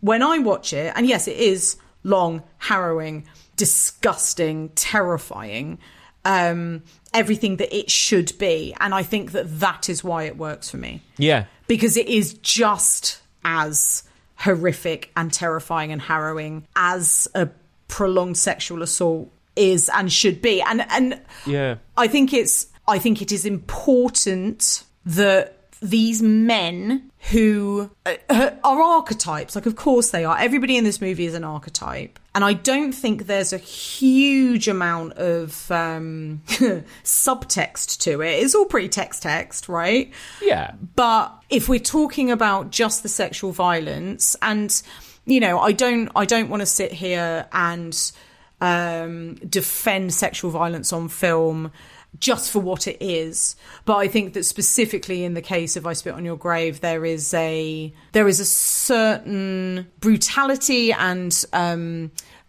amount of it being prolonged that means that when you then get to the revenge, there is absolutely no doubt in your mind. There couldn't be any doubt in your mind for any moment that everything she does is, to be honest, for me, and again, I'm only talking from my own perspective, but a fucking fist punch, like air punch moment. I'm just like, yeah. Every single act of revenge that she gets on every single man in that movie, who is this archetype of, you know, this completely insular, you know, southern states kind of guy who works in a gas station and commits sexual violence whenever he has the opportunity. I'm like, yeah, you get him. I love it. 100%. Yeah. Let's jump across the Pacific momentarily while we're in the 1970s and discuss Australian horror at this time. Yes, please. Because we've talked about how important the landscape is in British folk horror and in American folk horror. And of course, the landscape offers something even more kind of different and profound and dangerous in Australia. And you have movies like Wake in Fright, you have Picnic at Hanging Rock, you have a whole wave of Australian new wave horror and Ozploitation that, again, I think is a kind of, it feels very much like an offshoot of folk horror, right? I wouldn't even say it's an offshoot. I would say that it is principally folk horror. Yeah. Australia is an incredible example of a country that has produced so many folk horror films, and I think you have hit on something so important there, which is, if we are talking about folk horror being something that is intrinsically linked to your landscape, and as we discussed ages ago, your landscape and your history too, and its history, absolutely, Jesus, absolutely. As we discussed when we did our like Aussie horror Patreon chat episode on Patreon years ago, there is nothing more terrifying than the Australian landscape, and also, as you say, the historical exploitation of the native people is almost unrivaled, right? So there is so much, again, if we're talking about digging down, this I would say that Australia is a country where you're digging down 100%. Into that red earth. There's also something about how like the blood of past violence has like seeped down into the earth, and I think that Australia, with the earth being red in its intrinsic colour anyway, and also with its historical violence, there isn't another country, maybe other than England, that does folk horror better than Australia does. But it's got and it's got such a particular flavour, hasn't it? It's got, so there is something more cosmic. There's something more sublime. There's something more hypnotic about the power of the landscape. Dreamlike, right? Yeah. What we dream is a dream within a dream. Within a dream. Or whatever the hell that is. You know, Picnic at Hanging Rock is the quintessential in a lot of ways, isn't it? Picnic at Hanging... I always think of Picnic at Hanging Rock and Wake in Fright as these perfect male-female brother-sister companions. I love that. About Australia, right? And you've got the most feminine of stories offset against the most masculine of stories. I love that right? so much. Absolutely. What a double bill. What a double bill. Both absolutely terrifying in their own way. Wake in Fright, I would, again, class as not just one of my favourite horror films, but one of my favourite films of all time. I think it is utterly perfect in every way, that God, movie. I love that. I have never felt such a visceral... I love a film that you can really feel and smell and live in. Like we talked about with Texas Chainsaw Massacre. And I was literally about to say, I would say that Wake in Fright is almost the Australian equivalent to Texas Chainsaw Massacre. It Not is. narratively, but no, like but texturally. But almost, right? because there's something about Wake in Fright, a bit like Texas Chainsaw, that feels like you are in a fucking nightmare that you cannot wake up from, right? Like there is this feeling like you can't breathe until he finally goes home at the end. And actually, coming back to what you said earlier about the most terrifying thing about Texas Chainsaw Massacre is when every time you think she's getting away, actually she comes back. She's just getting picked up by another person who takes her to the gas station, and then she get taken back to the house, etc., etc. That is the feeling of Wake and Fright, right? This idea of every time you think, like, you literally, right, this is an audio medium, but Mike literally just physically recoiled away from his microphone. That film, and this is the power of that film to me, it really does something to me. I don't know if it's my own fragile masculinity talking or something. I don't know if it's just how much I hate that kind of laddie stag weekend type vibe. Mike, I don't know that I've ever met anybody who hates a shot or a drinking game less than you do. I hate it. And as you know, Becky, I love a drink. I love a socialising. I love being in a pub with friends. But I don't like forced fun. Yeah, I don't. You hate forced fun. I do not like forced fun. I do not like this idea of why aren't you drinking your drink fast enough. I do not like this idea of no, the party's not over until we say it's over. You're going to keep going, and it's just so awful. But yeah, I love it. I think folk horror, Australian folk horror, works so well. You've got so much there, and it just continues. And you know, again, we could jump forward in time to movies like Wolf Creek, of course, and you know that kind of Australian folk horror. We are still getting it now, right? I adore Wolf Creek. Yeah. I know that you're not the hugest fan, but I love it. And also, lovely actor link between Picnic at Hanging Rock and Wolf Creek. John Jarratt, is it? Yeah. John Jarratt. Yeah. Fucking, like, absolutely. Yeah. I'll tell you what. John Jarratt is a horror stalwart that doesn't get enough love. It's true. He has been in so many incredible horror films, and just doesn't get the recognition that... I'm going to make a zine. I'm going to make a zine about John Jarratt. Lovely. But Wolf Creek, I think, is a perfect update to the Ozploitation or Australian folk horror subgenre. It is, because what it does is it takes that I was going to use the word barren, but that isn't the right word for Australia. That vastness of the landscape, right? The whole point about Australia, right? And I know that I'm probably slightly echoing stuff that I talked about in that Patreon episode. So if anybody wants to hear us talk at length about Australian horror, you should go back and listen to our Aussie horror chat. But the point about Australia is all of the settlements are like around the edge of Australia, right? Near water. And everything in the middle is just terrifying. Nothing. Yeah, exactly. It's full of terrifying snakes and coyotes and spiders and everything that wants to kill you. The plants want to kill you. The heat wants to kill you.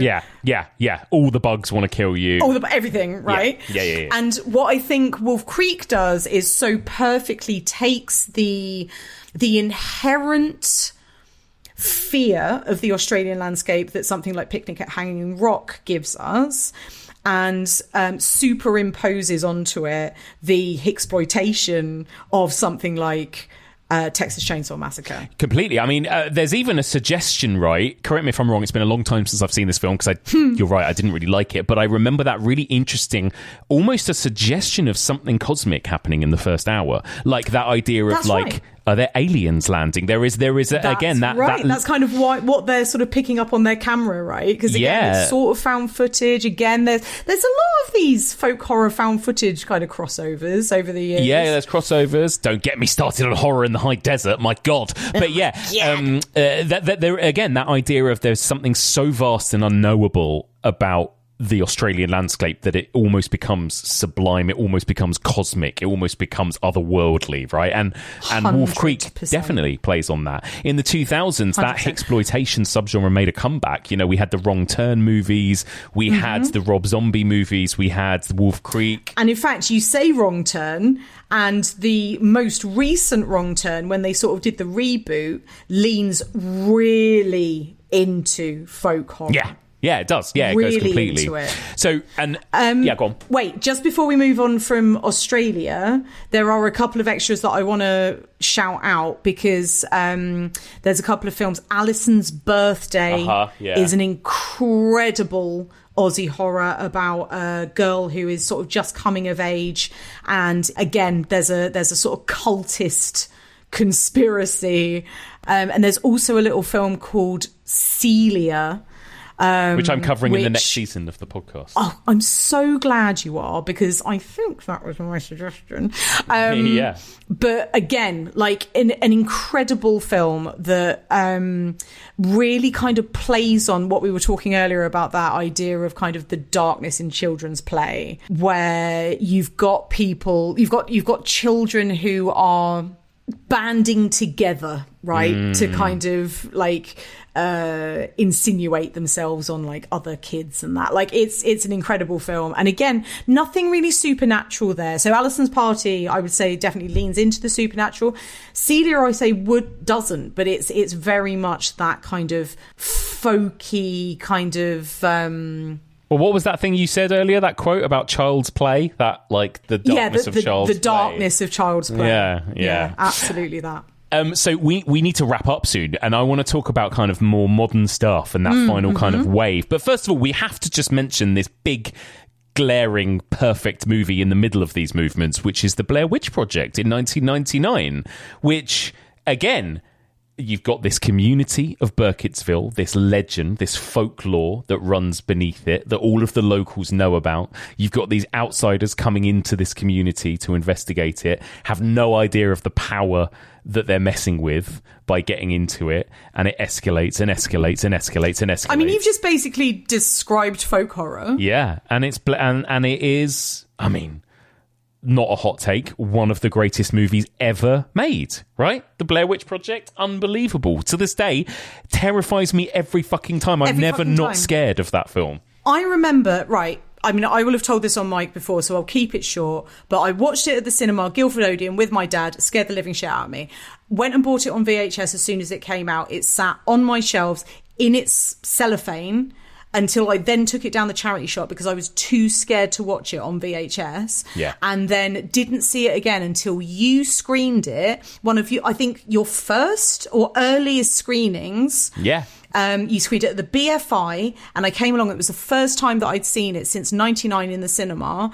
And I came out of that screening physically shaking. Like you're absolutely right, remains as terrifying to this day as it was the year it was released. Going back to this idea of folk horror being this quite malleable, vague thing in terms of the threat, you could watch that film as something supernatural about a witch, or you could 100%. Watch it as something separate, actually. 100%. And it doesn't matter. It almost doesn't matter, ultimately, about whether there is a real witch harassing them or not, you know? There's so much about folk horror, I think, that is kind of groupthink. Yes. And so often, more often than not, I would say, the groupthink element comes into the community into which the outsiders are coming. I mean, Mary Brown is a character straight out of a folk horror in that film. Mary Brown. Yeah, the fur. Yeah. Oh, like a fur. Like a fur.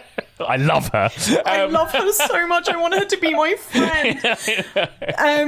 But yeah, so groupthink in terms of kind of cultish behaviour is such a common trope in folk horror. But I think what you get in the Blair Witch Project is that almost turned on its head. Yeah. And I completely agree. I mean, I'm still, after the now many times that I've watched it, I know that I went a long time between my first watch and my second watch, but since then I've watched it and we've screened it at least twice. Yeah, we have. And I've watched it at home. I remember watching it at home and my husband at the time coming in and I was like on the edge of my sofa, just like with my hands over my mouth. And he was like, "What are you watching?" I was like, "Blair Witch Project." He was like, "Yeah, cool." And just like left. He was like, "Yeah, makes sense." Yeah. But I think that the groupthink in this is the protagonists. It's not the antagonists, right? And that is so interesting. No, exactly. We're going to come on to talk about, I think, what has made folk horror have this resurgence. And what we talk about so often with the Blair Witch Project is this gateway between analog and digital.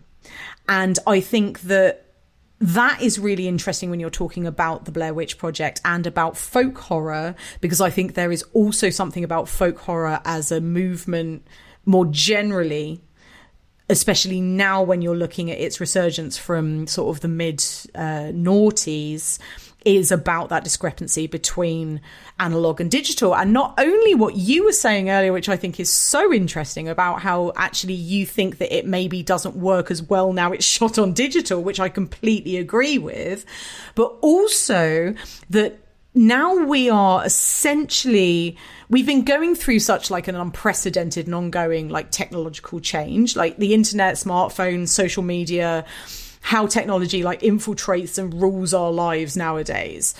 And I think that there is this pushback from our generation and maybe the generation or generations below us about kind of two things. I think that firstly, there is a want to return to analog. You know, people have started listening to vinyl again. People are there's a little trend, Becky, with the kids, I've been told.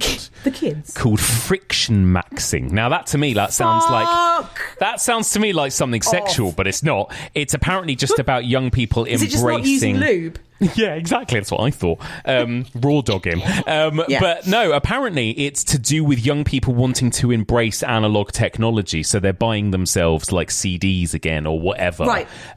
They want to be able to enjoy an album as an album.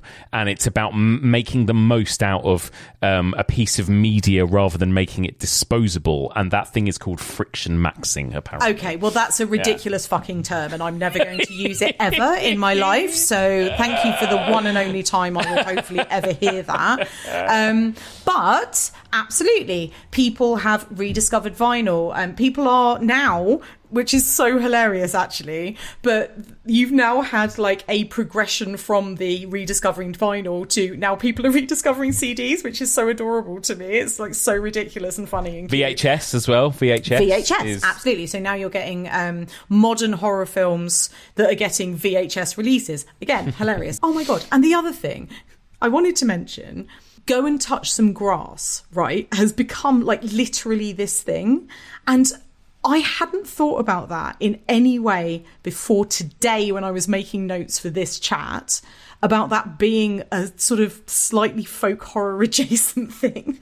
But yeah. Go and touch some grass. Like this idea that we are all so rooted to our screens and being online and, only engaging with these online communities. And I think that, Go and Touch Some Grass is a phrase that is used very much in context of people being kind of online with like toxic communities, but also like I think it applies to everybody, right? Like just fucking, I know, and as freelancers who work in film and just sit around watching movies and podcasting and typing up stuff on our computers all day, it's like no, like get outside.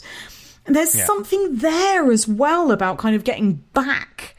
And what I love about the Blair Witch Project, just bringing it back to that, is that we so often, as I said, talk about this difference between or gateway between analog and digital. And actually, it's such a perfect example of folk horror because folk horror also straddles those two things. It does. And back on my folk horror series, the first thing I ever recorded with the wonderful Alex Ayling. You recorded on wax tablet, right? That's right. We talked about digital folk horror and that idea of the Slender Man, of Marble Hornets, of creepypastas. This is now kind of... Marble Hornets, can we? Incredible. And this is now shifted into connects exactly to a conversation I had recently on Patreon with Juliet Sugg about liminal horror and backrooms and the stuff that now, again, this idea of younger people being obsessed with these kind of horror stories that are shared digitally as a kind of digital folklore, but they are shot and look analog. They are often made to look, or they actually are shot on like video or VHS or old cameras and that kind of thing. What is it? Is it Strange? No, not. Is it Strange Darling? What's that film where Giovanni Ribisi was like really, really desperate to tell everybody? Yeah, shot in 35mm. Well, look at Chris Nolan. Look at, I think, we fetishize now analog. Well, even to the point that Chris Nolan for The Odyssey purposefully didn't do screenings for influencers. No, I know, yeah. There's something about when you turn up to those multimedia screenings and so many people there aren't film fans necessarily. They're there because they've had an invite. And so actually, rather than being a bit like, because I didn't get invited to a Odyssey screening. It's entirely possible that I wouldn't have done even if he was inviting influencers. But my point being, I was quite gratified actually when I saw that. I mean, I think Christopher Nolan's a bit pretentious and I don't agree with everything that he does and says, but there's something about going back to the pre-social media, pre-TikTok, pre-smartphone ways that does appeal. Yeah, and I think that is why folk horror has become such a big thing in this final wave that we're going to talk about. And you're right, I mean, the Blair Witch Project is the last of the analog moment, in a way. Like you say, it exists in that transitional moment. I made a video essay about this for Second Sight, and people can watch it on my website as well, mikemuncer.com. It's there, but I think you're right. It was a kind of lightning in a bottle moment, Blair Witch, where we were on the cusp of analog and digital. And then 21st century, we are into digital filmmaking, but we have also gotten hundreds and thousands of folk horrors, way more folk horrors than we got in the 70s, right? When folk horror was initially a thing. I think part of this might be due to Ben Wheatley. I think we can probably thank Ben Wheatley for a kind of almost second unholy trilogy in Kill List, Sightseers, and A Field in England, which all come at... Oh, interesting, because I was going to go...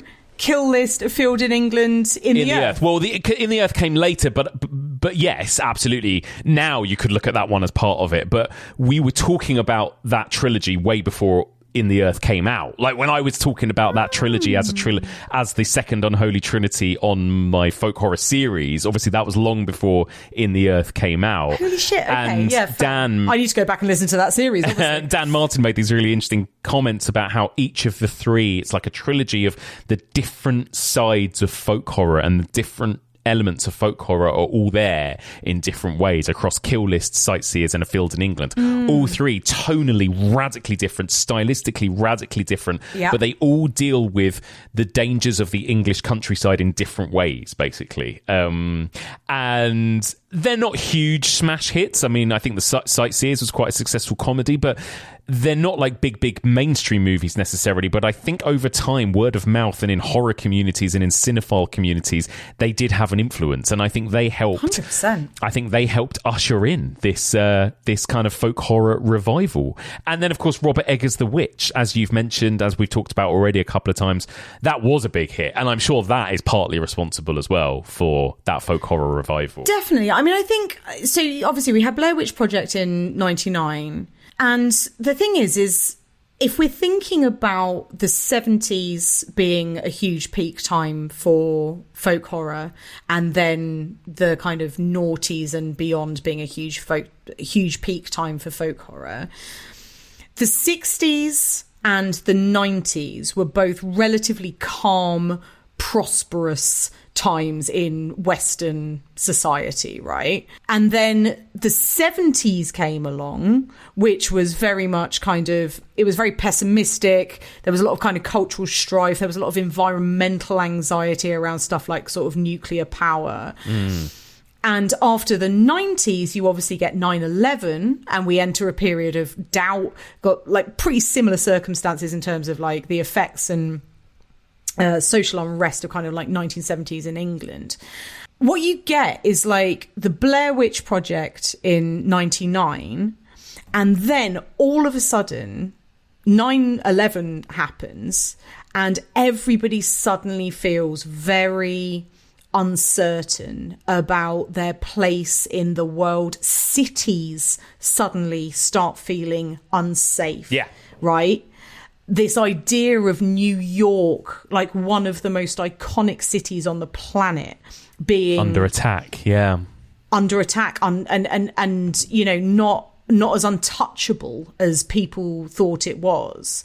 And so you get basically the Blair Witch Project in like 1999, and then you get films like The Village, like M. Night Shyamalan's The Village in 2004, which M. Night, actually openly stated at the time it was his post 9/11 story. That story, right? Yeah. You've got Nori the Curse in 2005. You've got Wolf Creek in 2005. You get Wakewood in 2009.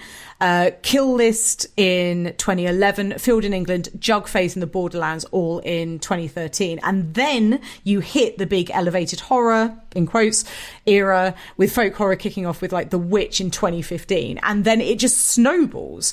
And so I just think it's so fascinating that the 70s and the 2000s, after following on from such similar periods in terms of like political and social stability in the 60s and the 90s, folk horror then basically rears its head so prominently in the decades that follow. Well, New York is the sort of gateway into America, isn't it? Famously, it's where the boats come in, it's where immigrants come in, it's where the Statue of Liberty, it's where you are welcomed into this new prosperous land. Welcomed or not. Well, exactly. And I think that is what's changed, right? And I think, yes, suddenly close the borders, shut out the outsiders, isolate yourself from the rest of the world became a thing, right? And it's just continued to become a thing in the decades that have followed. And so I think you're absolutely right. I think all of that underlies it. I think talking very kind of practically about storytelling, folk horror does away with needing mobile phones and all of that kind of stuff, which always gets in the way of horror films these days. It's like, how do we find a way for our characters to not have phones or to not have signal or to not have battery, right? Also, just if in the cynical kind of way, the big money makers were The Witch, Midsommar as well. I think Ari Aster's Midsommar was definitely a big reason for the folk horror revival as well, right? Florence Pugh and her little sad face became instantly iconic, right? Put him in a bear and burn him. Yeah, exactly. So it's not surprising. And, there are almost literally too many to mention, really. You've mentioned a few of them there. Apostle, Alex Garland's Men, Lamb, a classic. Lamb. Ennis Main and Mark Jenkins. All of Mark Jenkins' movies actually have a kind of folk horror vibe about them. Hellbender, When Evil Lurks, Speak No Evil. Yeah, you won't. His House, You Won't Be Alone, The Feast, The Wailing, Hagazusa, Starvacre. I think you could even argue that Sinners has a certain element of folk horror 100%. about it. You could absolutely right? argue One of the biggest horror movies of the last 10 years, as we've discussed. Get Out, another one of the biggest horror movies of the 21st century. Both folk horror and play with folk horror tropes. Folk horror goes quite well with vampires. We didn't mention also the 1970s classic Let's Scare Jessica to Death. Absolute classic. Absolute banger. It's everywhere. And you mentioned this earlier, but even some of the old franchises came back with a kind of folk horror spin. God. So you're right, we had a folk horror wrong turn. We got a terrible new Pet Sematary, where everyone was wearing animal masks and it went full folk horror. Processing along, sort of doing their little drums. Yeah. Now, here's a bit of a stretch, but I like to give you a little stretch every now and then and say something a little bit controversial that everyone's going to disagree with me about. And I'm going to say even David Gordon Green's Halloween trilogy dabble in folk horror tropes. Yeah. Not the first one, but the second two, the way in which the community is warped and influenced by this mythic Michael Myers lurking beneath the ground in the sewer beneath, and the effect that it has on them, and that they almost became folkloric. Good idea, badly executed, but it's there. It's definitely there, Paranormal Activity 7, which I know you're going to be chatting about with Stacey soon, went folk horror. Nothing to do with Paranormal Activity, but it's a folk horror film. Dreadful, and not even the worst Paranormal Activity movie. But that's that's still to be covered. Children of the Corn, of course. Like all of. We got a new Texas Chainsaw Massacre. I mean, we've had don't get me wrong, we've had a few, loads of them in between, but we had a new one, which I'll say I think was very good, actually. Oh, that was the one with his little face hiding in the cornfield, wasn't I love him so much. Yeah, they're absolutely everywhere. And I guess I want to finish by asking you, and I know what your answer's going to be to this. Have we reached peak folk horror? No. Do we need a break from it for a bit? I think we do. I don't think we do. And my argument isn't just I like folk horror, so give me more of it. My argument is literally what we've just been talking about for the last 3 hours. There are certain types of folk horror, fine, that we have seen a lot of and are maybe oversaturated with, but what about every other type of folk horror?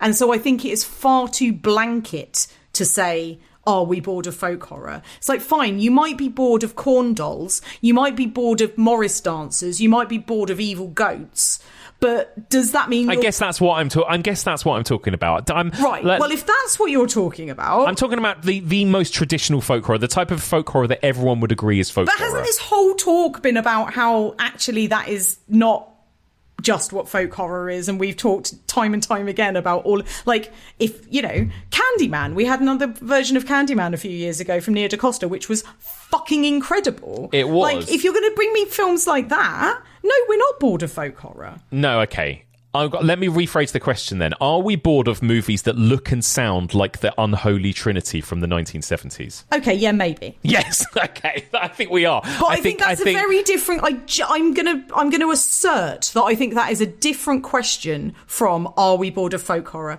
Because I think if you ask that question, you are wiping out the last 3 hours of conversation where we have talked about all of the other things that actually are folk horror. For sure. And, you know, even this, you mentioned earlier about, you know, starting to compile our best of the year. I absolutely loved Andre Overdahl's Passenger this year. And that movie dabbles in the kind of folk horror tropes, exploitation tropes, that kind of road movie trope, which I loved. I absolutely loved it. Like, I know again it's slightly derogatory, but like the hobo code thing, like yeah, this idea, exactly, you know, exactly, right? yeah, absolutely, yeah, it's definitely there. So you're absolutely right. I agree that it's such a broad church, we can't wipe it out completely. But I am a little bit, you know, the Starvakers, the Midsummers, those movies. I could do with a 10-year break from. Let's have a new folk horror revival of that ilk in the early 2030s, maybe. Yeah, I could do with taking a little break from that stuff now, you know? Yeah. Like you say, corn dolls and fields and wheat and folk songs. Barley rigs and... Yeah, exactly. Okay, Becky Darke, we've been talking for 2 hours. We're going to wrap things up, but I want to finish by asking you the impossible question of your top 5 folk horror movies. Oof. Now, I believe, am I right in thinking you've decided not to include The Wicker Man? Correct. Or any of the Unholy Trinity? I haven't included any of the Unholy Trinity because I asked if I was allowed a top 10 and you were very mean and you said no, I could only have 5. Right. And so I'm therefore not including any of the Unholy Trinity because that would take up 3 of my spaces. Yeah. So I think it's, you know, unspoken rule. Those 3 are over here. They're very good. And these are my other 5 top 5s. Yeah, I love that. And I will do the same then. The Wicker Man, you know, it's kind of, I said this with Stacey too. We were like, let's not include Halloween 1978 in our slasher chat. In our slasher top 5s, you know, and I'm going to remove The Wicker Man, which is clearly my number 1 folk horror movie as well from my list. Of course. All right, what is your top 5? Number 5, Picnic at Hanging Rock. Oh, lovely. Number 4, The Lair of the White Worm. Yeah. Oh, what a movie! Excellent choice. What a movie! We're going to do a Ken Russell retrospective at some point, right? You keep promising me this, so yes, at some point, please, my boy Ken. Okay, number 3 is Get Out. Lovely. Number 2 is the Texas Chainsaw Massacre. Lovely. Number 1 is the Blair Witch Project. Incredible choices. I love that. So my 5, Thank you. And it's so funny. Again, you know, when I look at my top 5 folk horror films, I'm like, this is just basically my top 5 films. Like, I think I put the majority of these in my Sight and Sound top 10 movies of all time. So it's ridiculous. You really. love folk horror so much. Insane. So my number 5 is Get Out. My number 4 is The Night of the Hunter. I can't believe it's as low as 4, to be honest. At number 3, I've gone with Wake in Fright. At number 2, I've gone with The Texas Chainsaw Massacre. And again, these are specifically my favourite folk horrors, not just my favourite films. And so therefore, at number 1, I've gone with The Blair Witch Project as well. Delicious. How can you not, right? I mean... How can you not? Yeah. Amazing. There we go. Please, can I go through my deep cuts? In 30 seconds or less for the whole lot, yes. Let's Scare Jessica to Death. Woman in the Dunes. Noroi the Curse, Lamb, Jugface, Celia. November from 2017 is Estonian, is incredible. Border from 2018 from Sweden. Halloween 3, Season of the Witch. Perfect. Incredible. Also, you know what? We talked about Ken Russell just then. The Devils is surely folk horror. The Devils, well. sort of. It kind of is. You've got a gated... isolated community and they're all going fucking mad and hysterical. I mean, it is a folk horror, really, I would say. Anyway, it could just go on indefinitely. I would also say, just to give a couple of shouts out with my Hammer hat on, as a co-host of the Hammer Time podcast, watch Captain Clegg from 1962 and The Witches from 1966. Both of those are incredible folk horrors. Incredible. Becky, thank you. We've gone for 2+ hours. There's so much to say about this subgenre. We've barely scratched the surface, as always.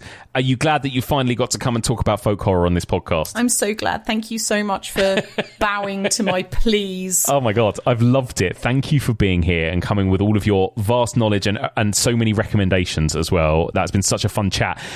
Becky, you will be back on Hammer Time next week. You're always on Patreon discussing things with me. But other than that, where can people find you? Where can they find Becky Darke out there in the world? You can follow me on social media at Bunny Darke. On Letterboxd, I'm Becky Darke. And if you want to work with me, visit my website, beckydarke.com. Amazing. Becky, thank you very much.